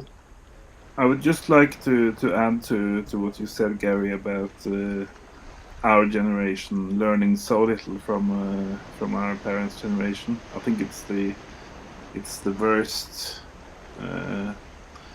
It's the worst case of not putting forward our survival skills. Skills for surviving without a plastic bank card in all of human history. And it's amazing that coincides with the one time that we really need to all the skills in our toolbox to sustain ourselves after all the shops Yeah, I mean, close what for a the pity last that time. Yeah. So we've lost it just at the point where we need it. yeah, it's just a very, very bad timing. And then I would just connect that to something you said after that, Gary, and that was that certainly no animal or plant, mostly animal. No other animal forgot to pass on their skills to their offspring, and that is only us doing that. And I would like to use that as a contrast to what you're saying about us being so positively different, because I think just that fact that we didn't pass on anything about how to survive in the wild over this last generation, that kind of from the other perspective, that kind of nullifies all the, all the positive uh, exceptions that humans can boast about, because yeah, no fox or wolf would certainly give birth to a litter of kids without learning them and teaching them anything about how to survive in this thing. Yes, absolutely, Torstein. Survival tools not transmitted from a generation to another are really the negation of our will to survive, basically, isn't it? It's and another thing that Gary, I wanted to add to what came to my mind actually when Gary was talking about our our change in connection with our world around us is that that talk that I think it's Bob posted it to Reddit last week by Ivan Illich on water, and he was talking. His speech was about was in a conference about water, and he was expanding on the fact that we're using tons of water to flush out our excrements, and that It's a cleaning fluid, he said. yeah, exactly. And I think that was great. It was actually very edifying, and I've often used that image to talk to people about our use of water. But I was very interested in it, and Bob very kindly put in a comment a link to the full talk. And in the second part, or the third part, I can't remember, of his talk, he touches on to the subject of when humans, when the visual took prevalence over the smell and the audition in our recent history, and it comes roughly at the time, he said that really people were surrounded by an enormous amount of smell stimulations up until the 17th, 18th century, that clean people didn't wash the same way, people didn't wash away body odors, that they were surrounded with the smell of their excrements quite a lot, which were actually probably good indicators, because they were not just negative signals. Those things are very important, and our primate brain and a primitive brain needs all these things. Actually, it's probably reptilian with the smell. And audition too, because that's a very ancient. And it seems that in our recent history, the visual has taken prevalence, and the visual meaning, look at how we are mesmerized by screens and how you appear, etc. But we have kind of eliminated the smell out of our lives by various methods, and that is also the negation of a survival tool that is so important. And we don't even realize what are the unconscious messages that smells carry to our behavior and to our health, and the auditory. Because if you have ever hunted, or if you have ever been in nature to look for animals, your audition as well as your smell, it's not just your visual skill. If you want to recognize a fruit or a mushroom, I mean, you're using every part of your body, and we have sacrificed this gradually when we start. And Illich, to go back to Illich, I would advise anyone to listen to it's not a very long thing. The link is on Reddit, because it's very edifying, and the way we've treated water and the way water is used is, oh my God. One can say our use of water is pretty shitty. Yeah. Pretty. Yeah. So it is. And yeah, like the whole, I always come back to that Wall-E movie with what's a technical civilization is turning people into. You know what movie I'm talking about, right, Wally? Where they're all riding around in their floaty chairs in Yeah. space. Absolutely. Yeah. Yeah. That was an excellent cartoon. Very good. Mm.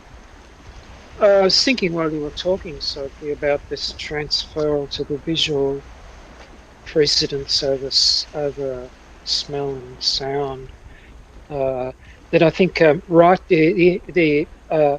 prevalence of writing and reading would have pushed us a lot more towards the visual prevalence as well.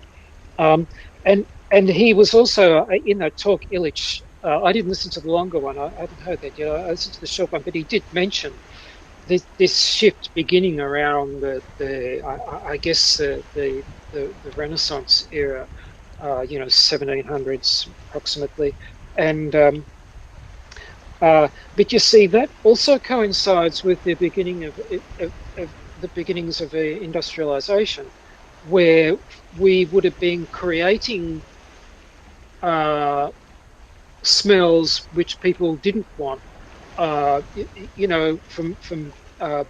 burning uh, coal, for instance, and also, with the invention of machinery, which was making noises that we didn't want.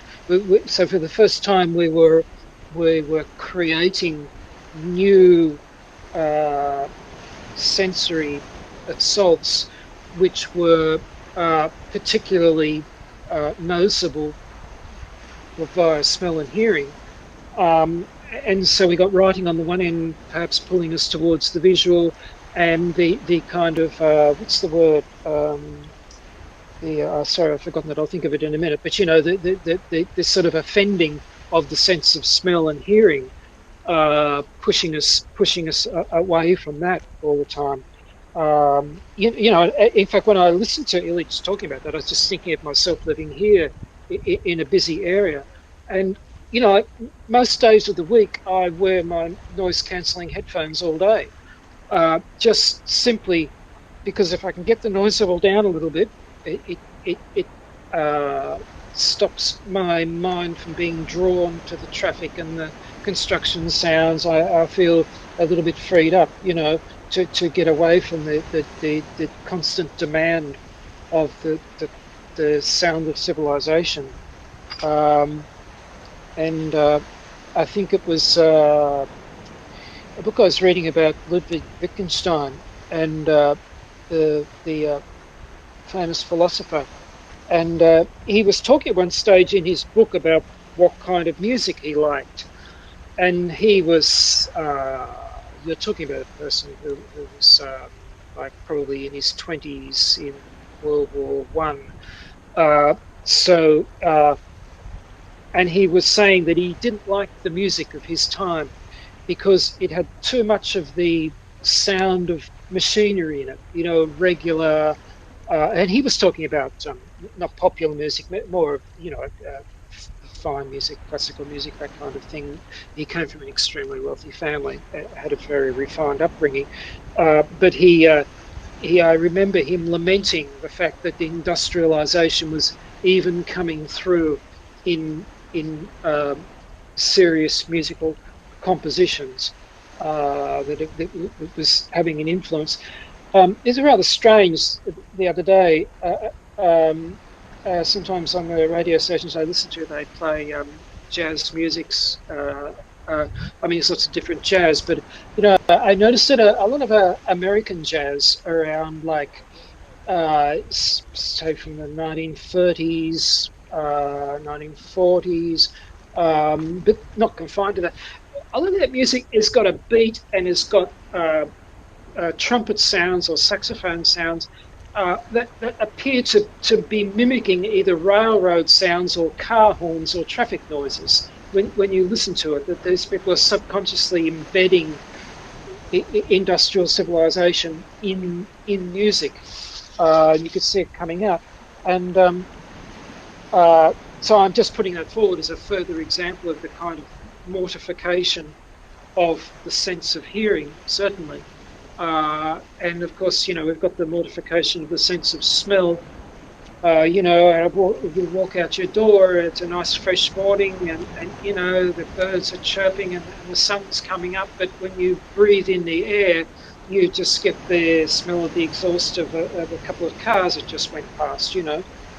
So you become rather reluctant to invest much in your sense of smell and your sense of hearing.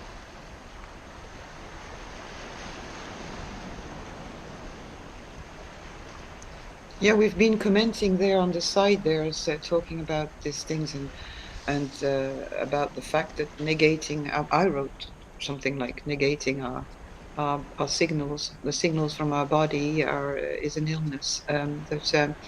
When the moment we start to hide our audition and our smell, we are already on the path of destruction or self-destruction, really, because these are tools. These are been given to us by, that's how we are. That's what we're made of, and it is part of the demise of our civilization to just negate all these signals. And this actually goes back also to medicine, symptomatic treatment, for example. Like you have a symptom, so you erase it. You have anxiety, depression, you give a tablet. You have I don't know, pain, you give a painkiller. You don't even live and understand the pain and go through it and go to the root of it. It's the same path, negating. No, it's not there, it doesn't exist. It's hmm. Yeah, well, the disconnection from our senses, and it's paralleling our disconnection from nature, and it's feeding back into it, which takes us back really right to the beginning of where we began. So I'm just wondering, we're almost at the end of the next recording thing. Does anyone want to make some more comments, or should we wind it up soon? I could probably do a comment when it comes to senses. I feel like people that are more living in their head and away from their senses, I don't know, they seem more irritable in a way and more susceptible to trauma and pain and stuff. Like, for instance, a couple weeks ago now, I was riding my bike and some guy's dog, is a little dog, ran up and bit me on the leg. The teeth didn't go in my skins, but it did hurt a bit. So I stopped my bike and I went over to the guy's house and I was like, "Hey, don't worry, I'm not going to press charges, but your dog bit me." And he didn't believe because I was acting all nice. I'm like, "No, he bit me right here. See, there's a welt. Just make sure your dog is locked up, please." And then I went on my way, and the guy did not believe me that 'cause I guess you expect somebody to be ranting and raving when they get bit by a dog, but it's like, even if the teeth punctured my leg, like, I wouldn't freak out. I feel like people that are alienated from their bodies freak out and overreact to stuff like that. Yeah.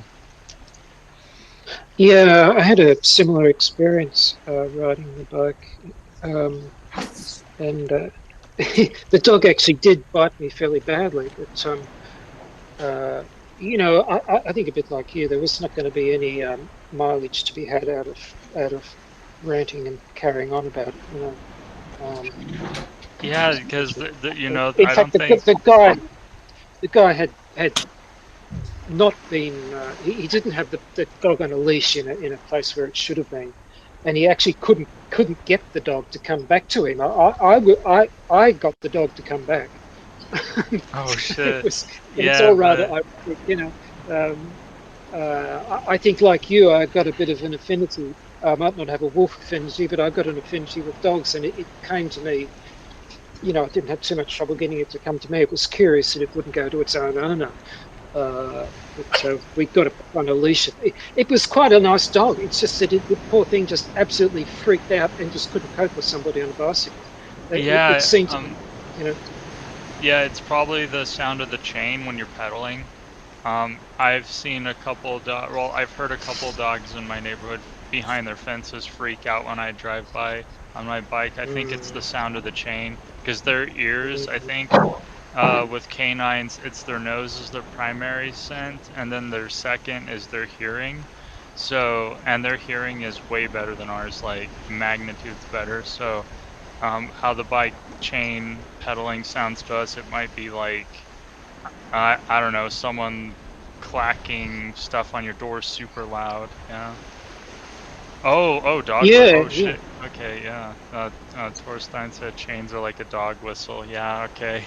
Yeah, that makes But sense. I think our smell and our, maybe I'm not sure about our hearing, but I think our smell and our senses were much stronger, and that we have evolved to gradually have them eroded by various factors that are not just evolutionary, but probably also environmental. Um, but there is different grades of for example, I know for myself, if we were talking about our experiences, my sense of smell has always been, since I was a child, enormous. Like I could sniff some things in the woods. I've used my smell to, I smell things at a distance, and I've even used it in my work because I could detect certain illnesses in the hospital, particularly when I would go near a bed with my nose. And it made me think about this thing because I was comparing it with other people that I knew around me, and they were saying, "What are you on about?" So I read a bit about this, and first there are people who've got senses more developed, like that's for sure, and also it has diminished in time. It has become an accessory sense. So I suppose that the way the plasticity of the brain works is that if an area is not stimulated enough, it's just. And if you're not taught young too, I suppose there's also an apprenticeship to all sorts of things that are, and it's the same probably with audition, and also audition has been greatly damaged by city life and constant exposure to noise, as Gary was saying. Living in an urban area, you don't realize. I realize it because I live in a very quiet place. Except for the wind, there's no sound and birds. But as soon as I go into a city, I just get really overwhelmed by the noise, and you don't realize it when you live in it for a long time. But it's just it's enormous. It's I don't know how much decibels, but it's just horrible.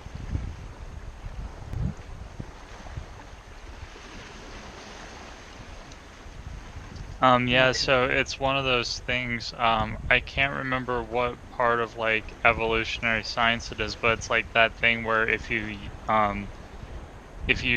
don't use it, you'll lose it. And then there's that other what adage or phrase that I love, you are what you eat. So, and I think that goes with what you eat mentally too. So that's other things that I've always kept in mind. Like I truly do believe that um like sitting there watching a screen, like watching TV, like literally destroys your ability to have dreams. Like I truly do believe that because I talk to so many people who say, "Oh, I don't have any dreams. I don't remember my dreams." I'm like, "What do you do?" "Oh, I play video games or watch TV for this amount of hours." It's like, "Oh shit." It makes me wonder if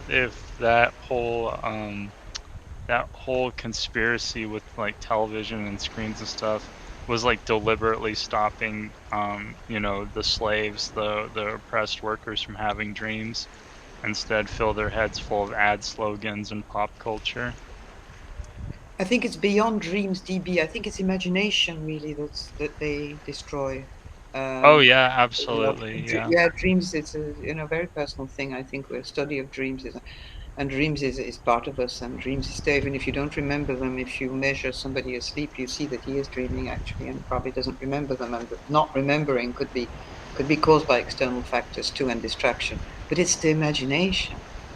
Yeah, absolutely. The screens, but the books too, in a certain way. I shouldn't say that because I'm a book. I read a lot, but the what Gary was saying about the appearance of books and the appearance of printing at 15th century, and in 16th century, the beginning of Renaissance and Enlightenment and commerce and industry, people started to read and forgot about the oral transmission. And Going South was talking about um, teaching our young ones, but our young ones were taught before that by Well, there was written books, all right, but they were taught by listening to their elders where they were working, or in the evening around the fire, or by storytelling, so the imprint of this sort of teaching was much more powerful than when it was just picked up in a book or in a school. So I don't know why I'm talking about this. I've forgotten the thread of what we were saying. Go on. No, That's it's a great. very important point. I think the crisis of imagination. Possibly we could do that as an entire other discussion at another meeting, I think. But I don't know. I mean, like reading books, I think you could argue that it's a great encouragement to use your image. I mean, if you're reading something in a book, you've got to create the entire scene in your head, and that's your imagination. That's that's got to produce this, remarkable 3D panoramic, high definition, whatever you want it to be. So whilst the story might be being given to you, the entire representation of it is an imaginative process that the reader's got to generate for themselves. But yeah, probably it's also a crisis. The crisis of imagination can also be seen now, of course, in the predicament that humanity's in. And obviously, there's a large number of people simply can't grasp it. They can't imagine it, and so they're discounting the importance and severity of it. I'd like to say about dreams, Gary, because I think everyone who's ever had a dog or a cat has experienced that they are dreaming. They're very much dreaming, and sometimes you can see them almost running, running in their basket while dreaming, right? So I'm just thinking that if you have a dog that has been dreaming and wakes up, doesn't that dog then have consciousness about consciousness? Because the dreaming is a conscious thing, and when it wakes up and realizes that these other dogs or these wolves that it was dreaming about, or these cats, they're not there, so he doesn't have to run away from them or chase them anymore when he opens his eyes. So doesn't that mean that this dog has consciousness about consciousness? And I'm asking about this particular thing because the ability to dream was one of these top 10 things that humans used to say for centuries, that this is only humans can do this, until someone else finds out that this is not right, because dogs do it, giraffes do it, elephants do it, and cats do it. It reminds me of that song. There's an old song. Can't think of how it goes now. Even the monkeys in the trees do it. Let's do it. Let's fall in love. Yeah, I think what the dog is, or the dreaming dog is doing, uh, is still the same as it would be doing if it was awake and walking around. It is aware and responding to. It has consciousness or awareness of what's going on. It's responding to that, but it's not reflecting upon its awareness of the fact that it's aware of that. It's the layer above that that's still not there. So the dog will have a dream, and from the dog's point of view, it's registering that as an experience that's occurring for it. Yeah, And but my question is, yeah, when it wakes up, yeah. and realizes that these wolves chasing it are not there, he's just lying in his basket. So won't he then have a consciousness about having been conscious when he was sleeping? So See, the that thing is, look, I can't stand on my pulpit and say how this is, because I can't know the dog's experience. Like everybody else, you can only observe and kind of try and work out what you think might be happening. I mean, we can't even do that with other human beings, really. That you might even realize that another person's processes are near enough to identical to your own, but you've got to be extremely wary about uh, saying that you understand what's going on inside their head. Um, No, but I base it only so on observation because yeah, but I mean the dog, if well, the dog was making running movements with his feet or something, which some dogs do when they dream about running, mm, then when it opens his eyes, uh, mm, he knows that the running situation was a dream, so he is conscious mm, about having dreamt, and he can then reflect upon having dreamt this was only a dream. These wolves are not real. I can just relax and turn over to the other side and sleep off. That's my question. yeah, well, I mean, that could be what's happening. I'm more inclined to think that it simply wakes up and the stimulation is not there and the event is gone. It's rather like you you might be out with your dog and throwing a ball, but you just suddenly remove the ball. And for a short time, the dog is aware that something's gone missing and that we were playing ball, but it's just not there anymore. And it's not that the dog is sort of having a internal cogitation about where the hell the ball's gone and what's going on. It's simply a run on of the state that it was in while you were playing with the ball, and it's not there. And um, uh, I mean, it's like everything you do. If you stop it suddenly, there's a tendency for the preceding event to have created a certain momentum in your mind, in your brain, which carries on.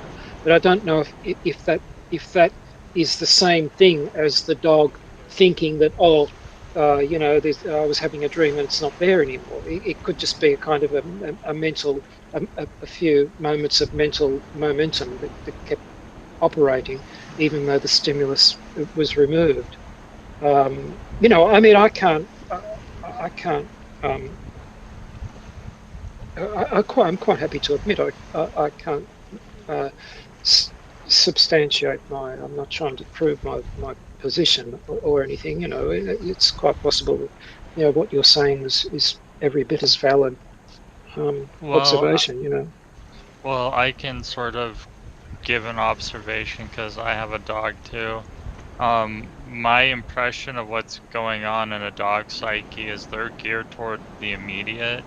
So when my dog has a dream of running around and he wakes up, immediately he wants to grab the ball that's in front of him or go drink water. It doesn't seem to dwell too much on the dream. So it's probably like leaping from one reality to another without, much effort because the dream was probably a different reality. And then boom, waking reality. Oh, there's these things. Oh, there's this smell. The dog doesn't seem to linger too much on the dream, even though they dream. No, Yeah, I think that was I've more or noticed. less my point. Was that there could be a little bit of running on of the dream, the effect of the dream, but it would fade off. Whereas in human beings, it persists for a very long time because we're able to reflect upon it, and so we keep it alive. We keep it sort I of don't think it's only artificially that, going. Harry. I don't think it's only that. I think it's also that what DB was saying, and it's really right. The dog has an ability to be in the present. He's free of the past and the future. He lives totally in the moment. Actually, when you train a dog, there's no point in giving out to a dog. He's done something and you discover it 10 minutes after or more. It's just in the It's moment. too late. Yeah, yeah, that's right. I But I think mean, this is it's our blessing and our on our curse first, because, exactly. yeah, you see, we can choose to live in the past and relive it with it. And of course, you can see what people do. They relive their traumas. This is where all the problems or paranoias and phobias and everything. It can be a very damaging thing, or it can be a very useful thing, if you want to sit down and write a book on a particular subject. Well, it's really handy to be able to go back and I guess that links back to what we were saying earlier about the misuse of a tool that we have Yes, absolutely. But within going back to ourselves. dogs and consciousness, there was I read years ago a book about a study on dogs who perceive death at a distance of an owner or somebody that they were very close to. And there was enormous examples and stories going back to the beginning of the previous century to now. So the numbers were enormous in the study, and that the dogs could perceive the owner had died at the moment he died, when they were really miles, if not hundreds of miles away. Now there is a lot of explanations, but nobody has ever come with anything, because we're in the realm of things that cannot be studied by science, you know. But this experience has put in my mind this what's this connection that dogs have with the universe that Yeah, wouldn't be conscious? Wouldn't they be connected to the consciousness in a different way that we are? And it's not by saying, trying to compare and saying, oh, we are conscious and aware and dogs are not. Their connection is on a different level that we are, because we have actually obviously severe eye connection in a big way. This it's not so clear. It's not so clear cut, this human thing and animal, and that we all are conscious. I think the different nature, consciousness of a different nature, but definitely the connection of animals is something to observe. I'm looking at my one actually, who's eating something he shouldn't. I just have to leave a second. Yeah, well, the connection is very real because, like, if there's one thing, I mean, if there's one thing that evolutionary biology is confirmed, it's that, we have animal ancestors. If you take human ancestors and you go back far enough, you'll find a common ancestor between dogs and humans, or at least wolves and humans, because, that was like the forebears of dogs. But yeah, and then you go even farther back, and then you get um the bridge between mammals and reptiles, and you go back and then you get all the way back to the fish, and then you look at how the brain evolved, and then it's stacking all those on top of the fish layer. So it's yeah, it's really all connected together. It makes me wonder if there's not only, like, I don't know, a collective unconscious for every species, but like a super conscious collective unconscious for all the species. Something like that, I don't know.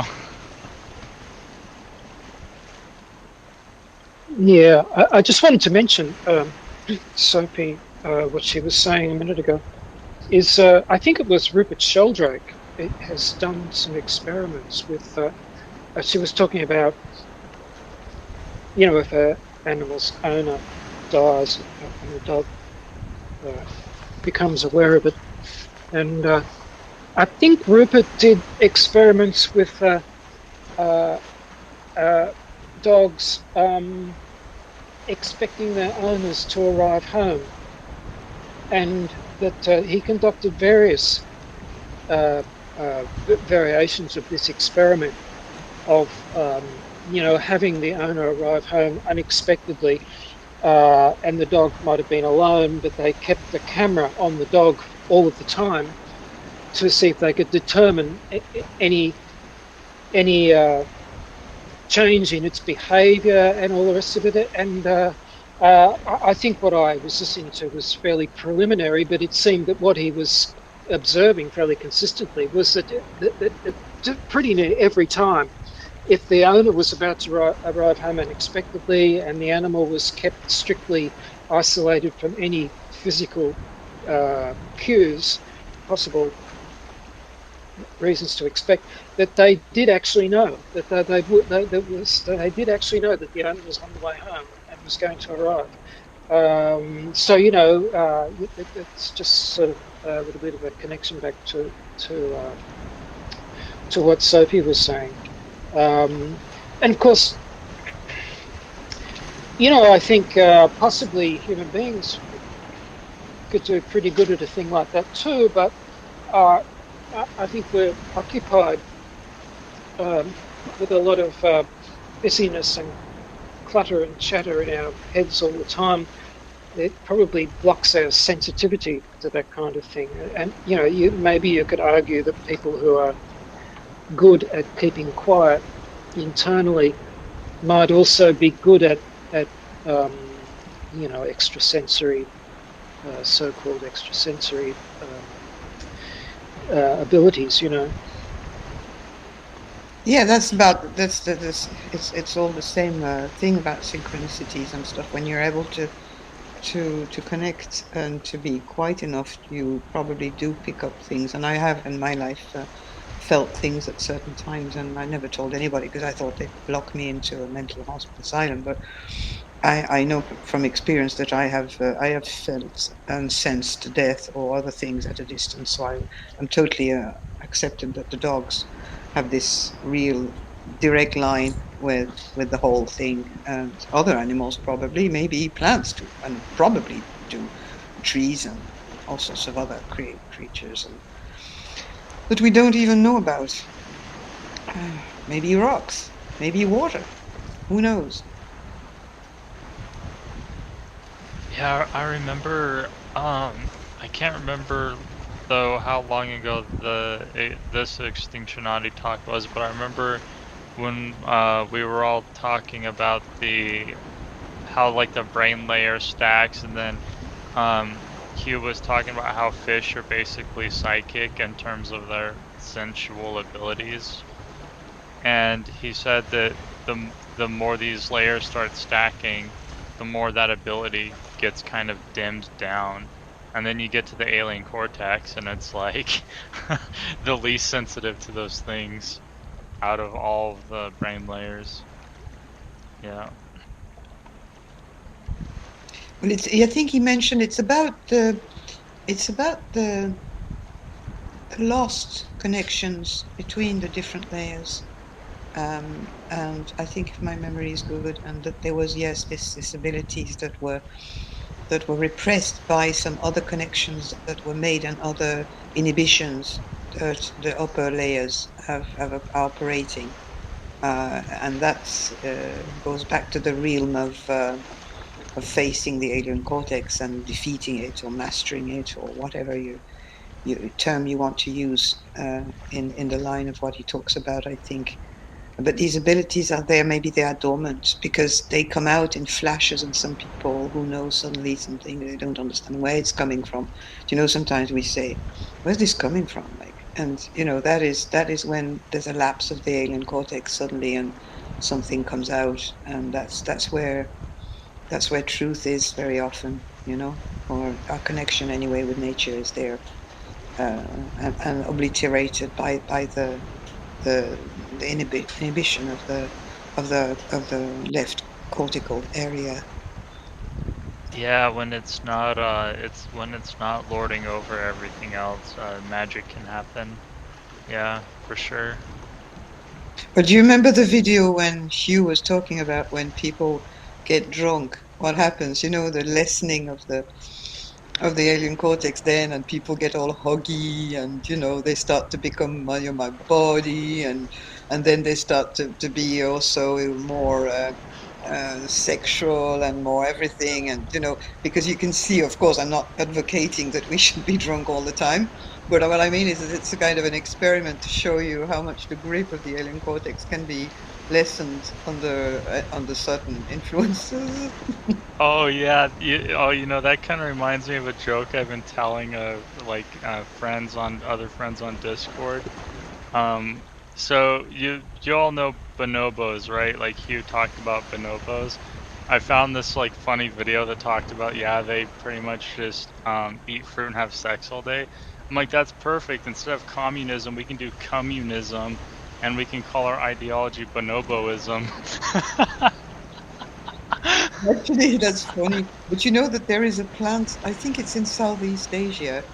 There is a big plant that at a certain time per year produces an enormous fruit in the jungle, and that fruit rots gradually, very slowly. and ferments and produces that enormous, that really powerful smell through the jungle. And the monkeys react to this smell and are attracted to it because they know that every year they're coming for this big party because they drink and eat all the product of that fermented fruit and get totally drunk. It's just so funny. But they're not, they're falling on the floor. They're exactly behaving like somebody in the pub on a Saturday night. It's just hilarious. And how they know, they recognize the smell and they run to it and they all congregate. They do it together. It's bar night in Eden.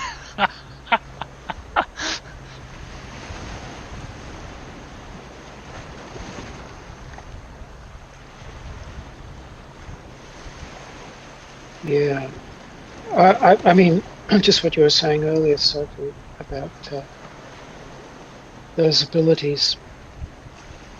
And yeah, I think it's like a lot of things. If you become more specialized and highly skilled in one direction, it may be at the expense of abilities in another direction. And it comes out in these various states of consciousness. Yeah, that's what Ivan Illich was writing about, the dangers of specialization in every domain. Medicine particularly, because that's when the book I was reading was about medicine, but specialization, everything has been the death of so much of our talents. It's just strangulating creativity, everything. And that's the trend of our alien culture. Specialize. Yeah, because you've got. Yes. Oh, go on, Torsten. Sorry. No, what you said just reminded me of something else. So about IQ and personality types in the Jungian system, and reflecting or remembering back in school days when we had big exams and stuff. I kind of have a theory that when some people are doing much better at tests and exams and IQ tests and everything, it's more to do with how good is that person at focusing on the task on that paper in front of them. Because I think most people in a normal class will be like thinking about the girls over there or the boys over there or the party last weekend or whatever. Whereas I, of course, will just focus on the math assignments on the paper. And yeah, I think it is like you said, Gary, that if you suppress some side of your person or intellect or something, then you can excel in others, and people can't do everything at once or be good at all things at once. And it's the same with with blind people. You often find that they excel in some non-seeing skill instead.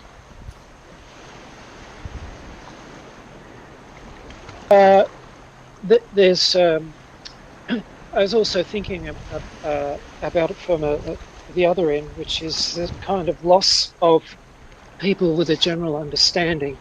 That we've developed such an enormous body of knowledge that specialization has become necessary. But that means that they're then left with very few people who have got an overview, because everybody's in their own sort of pigeonhole of specialization.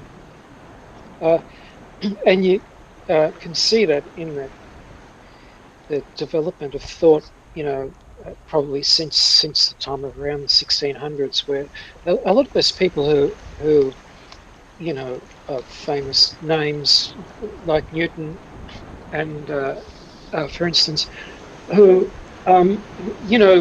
now we tend to think of what great scientists they were and all the rest of it, but they were people who were were were polymaths. They were highly educated in many different ways. A lot of cases they were quite a broad understanding. Um, and you could argue, I guess, that that's part of the reason why we're sort of running out of control at the moment, because everybody's attending very diligently to their narrow field of expertise, and they can't see out through the driver's window. They're in the carriage at the back somewhere doing their own specialised work, and there isn't anyone who's going from carriage to carriage and getting an idea of what each different specialisation is doing and trying to assemble it into some bigger picture. Um, uh, so there's the kind of development of society becomes a bit like a rudderless ship. It can go very fast, but there's nobody there who's actually got any idea how to steer the thing.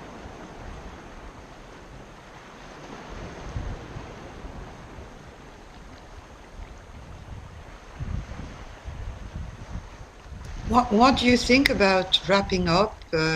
Because I know we want to Yeah, break. I'm exhausted. We want to break. Can we stop now? Yeah.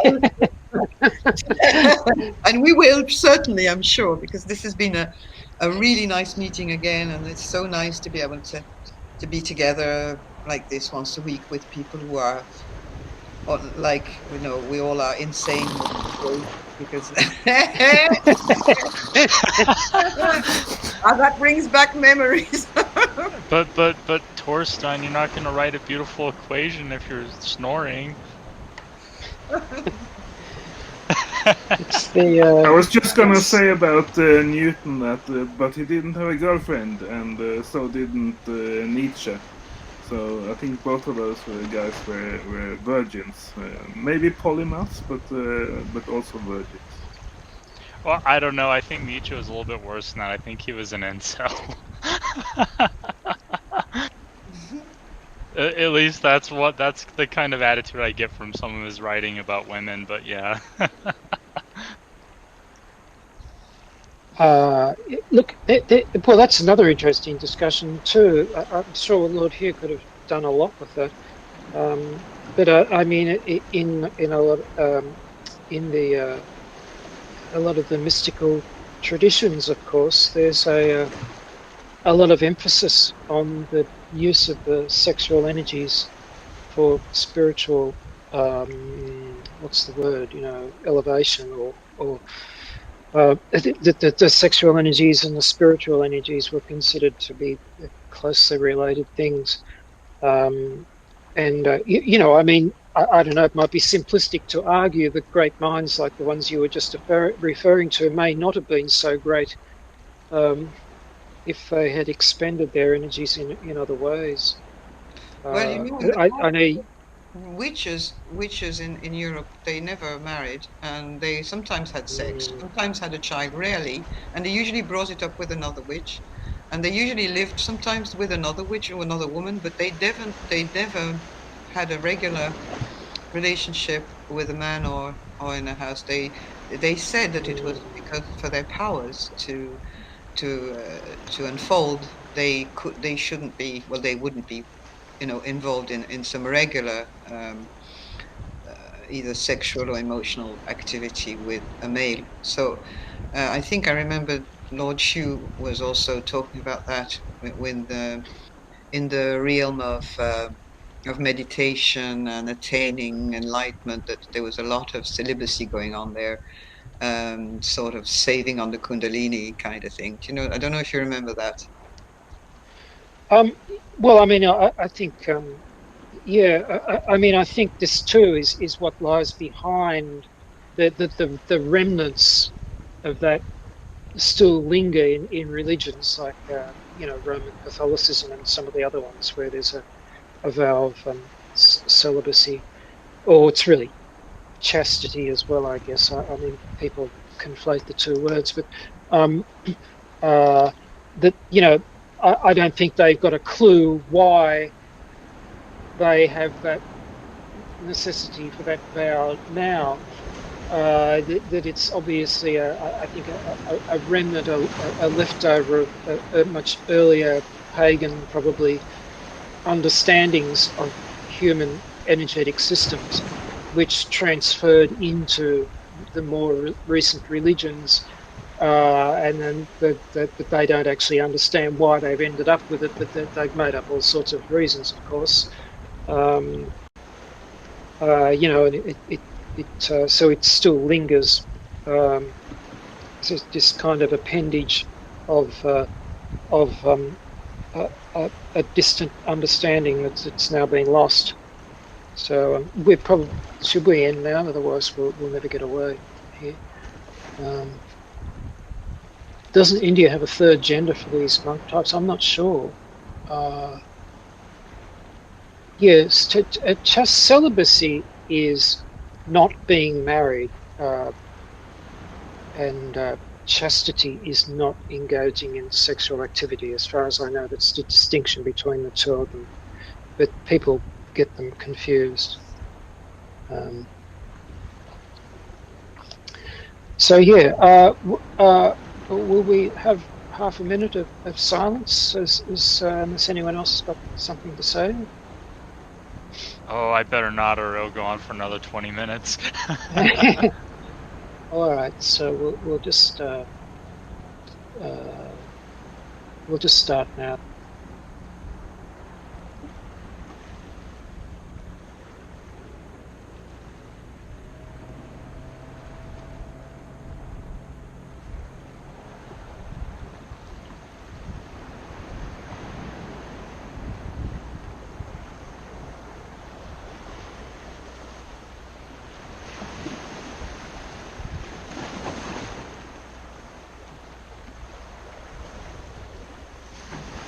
Okay, well, thanks everybody for contributing.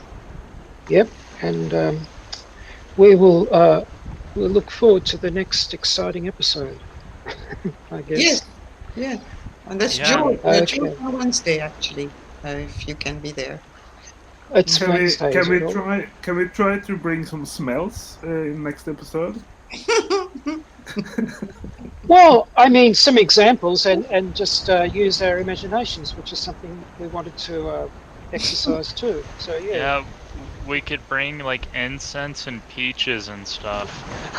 Well, maybe if everyone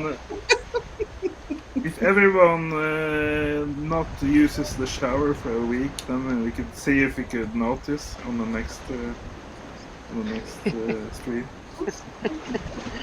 Oh, I don't know. My nose is pretty good. I could tell instantly if I start stinking. Thank you again, everyone, for a lovely moment of insanity shared together. Bye. Take care. Bye then. Bye. Bye-bye. Be safe.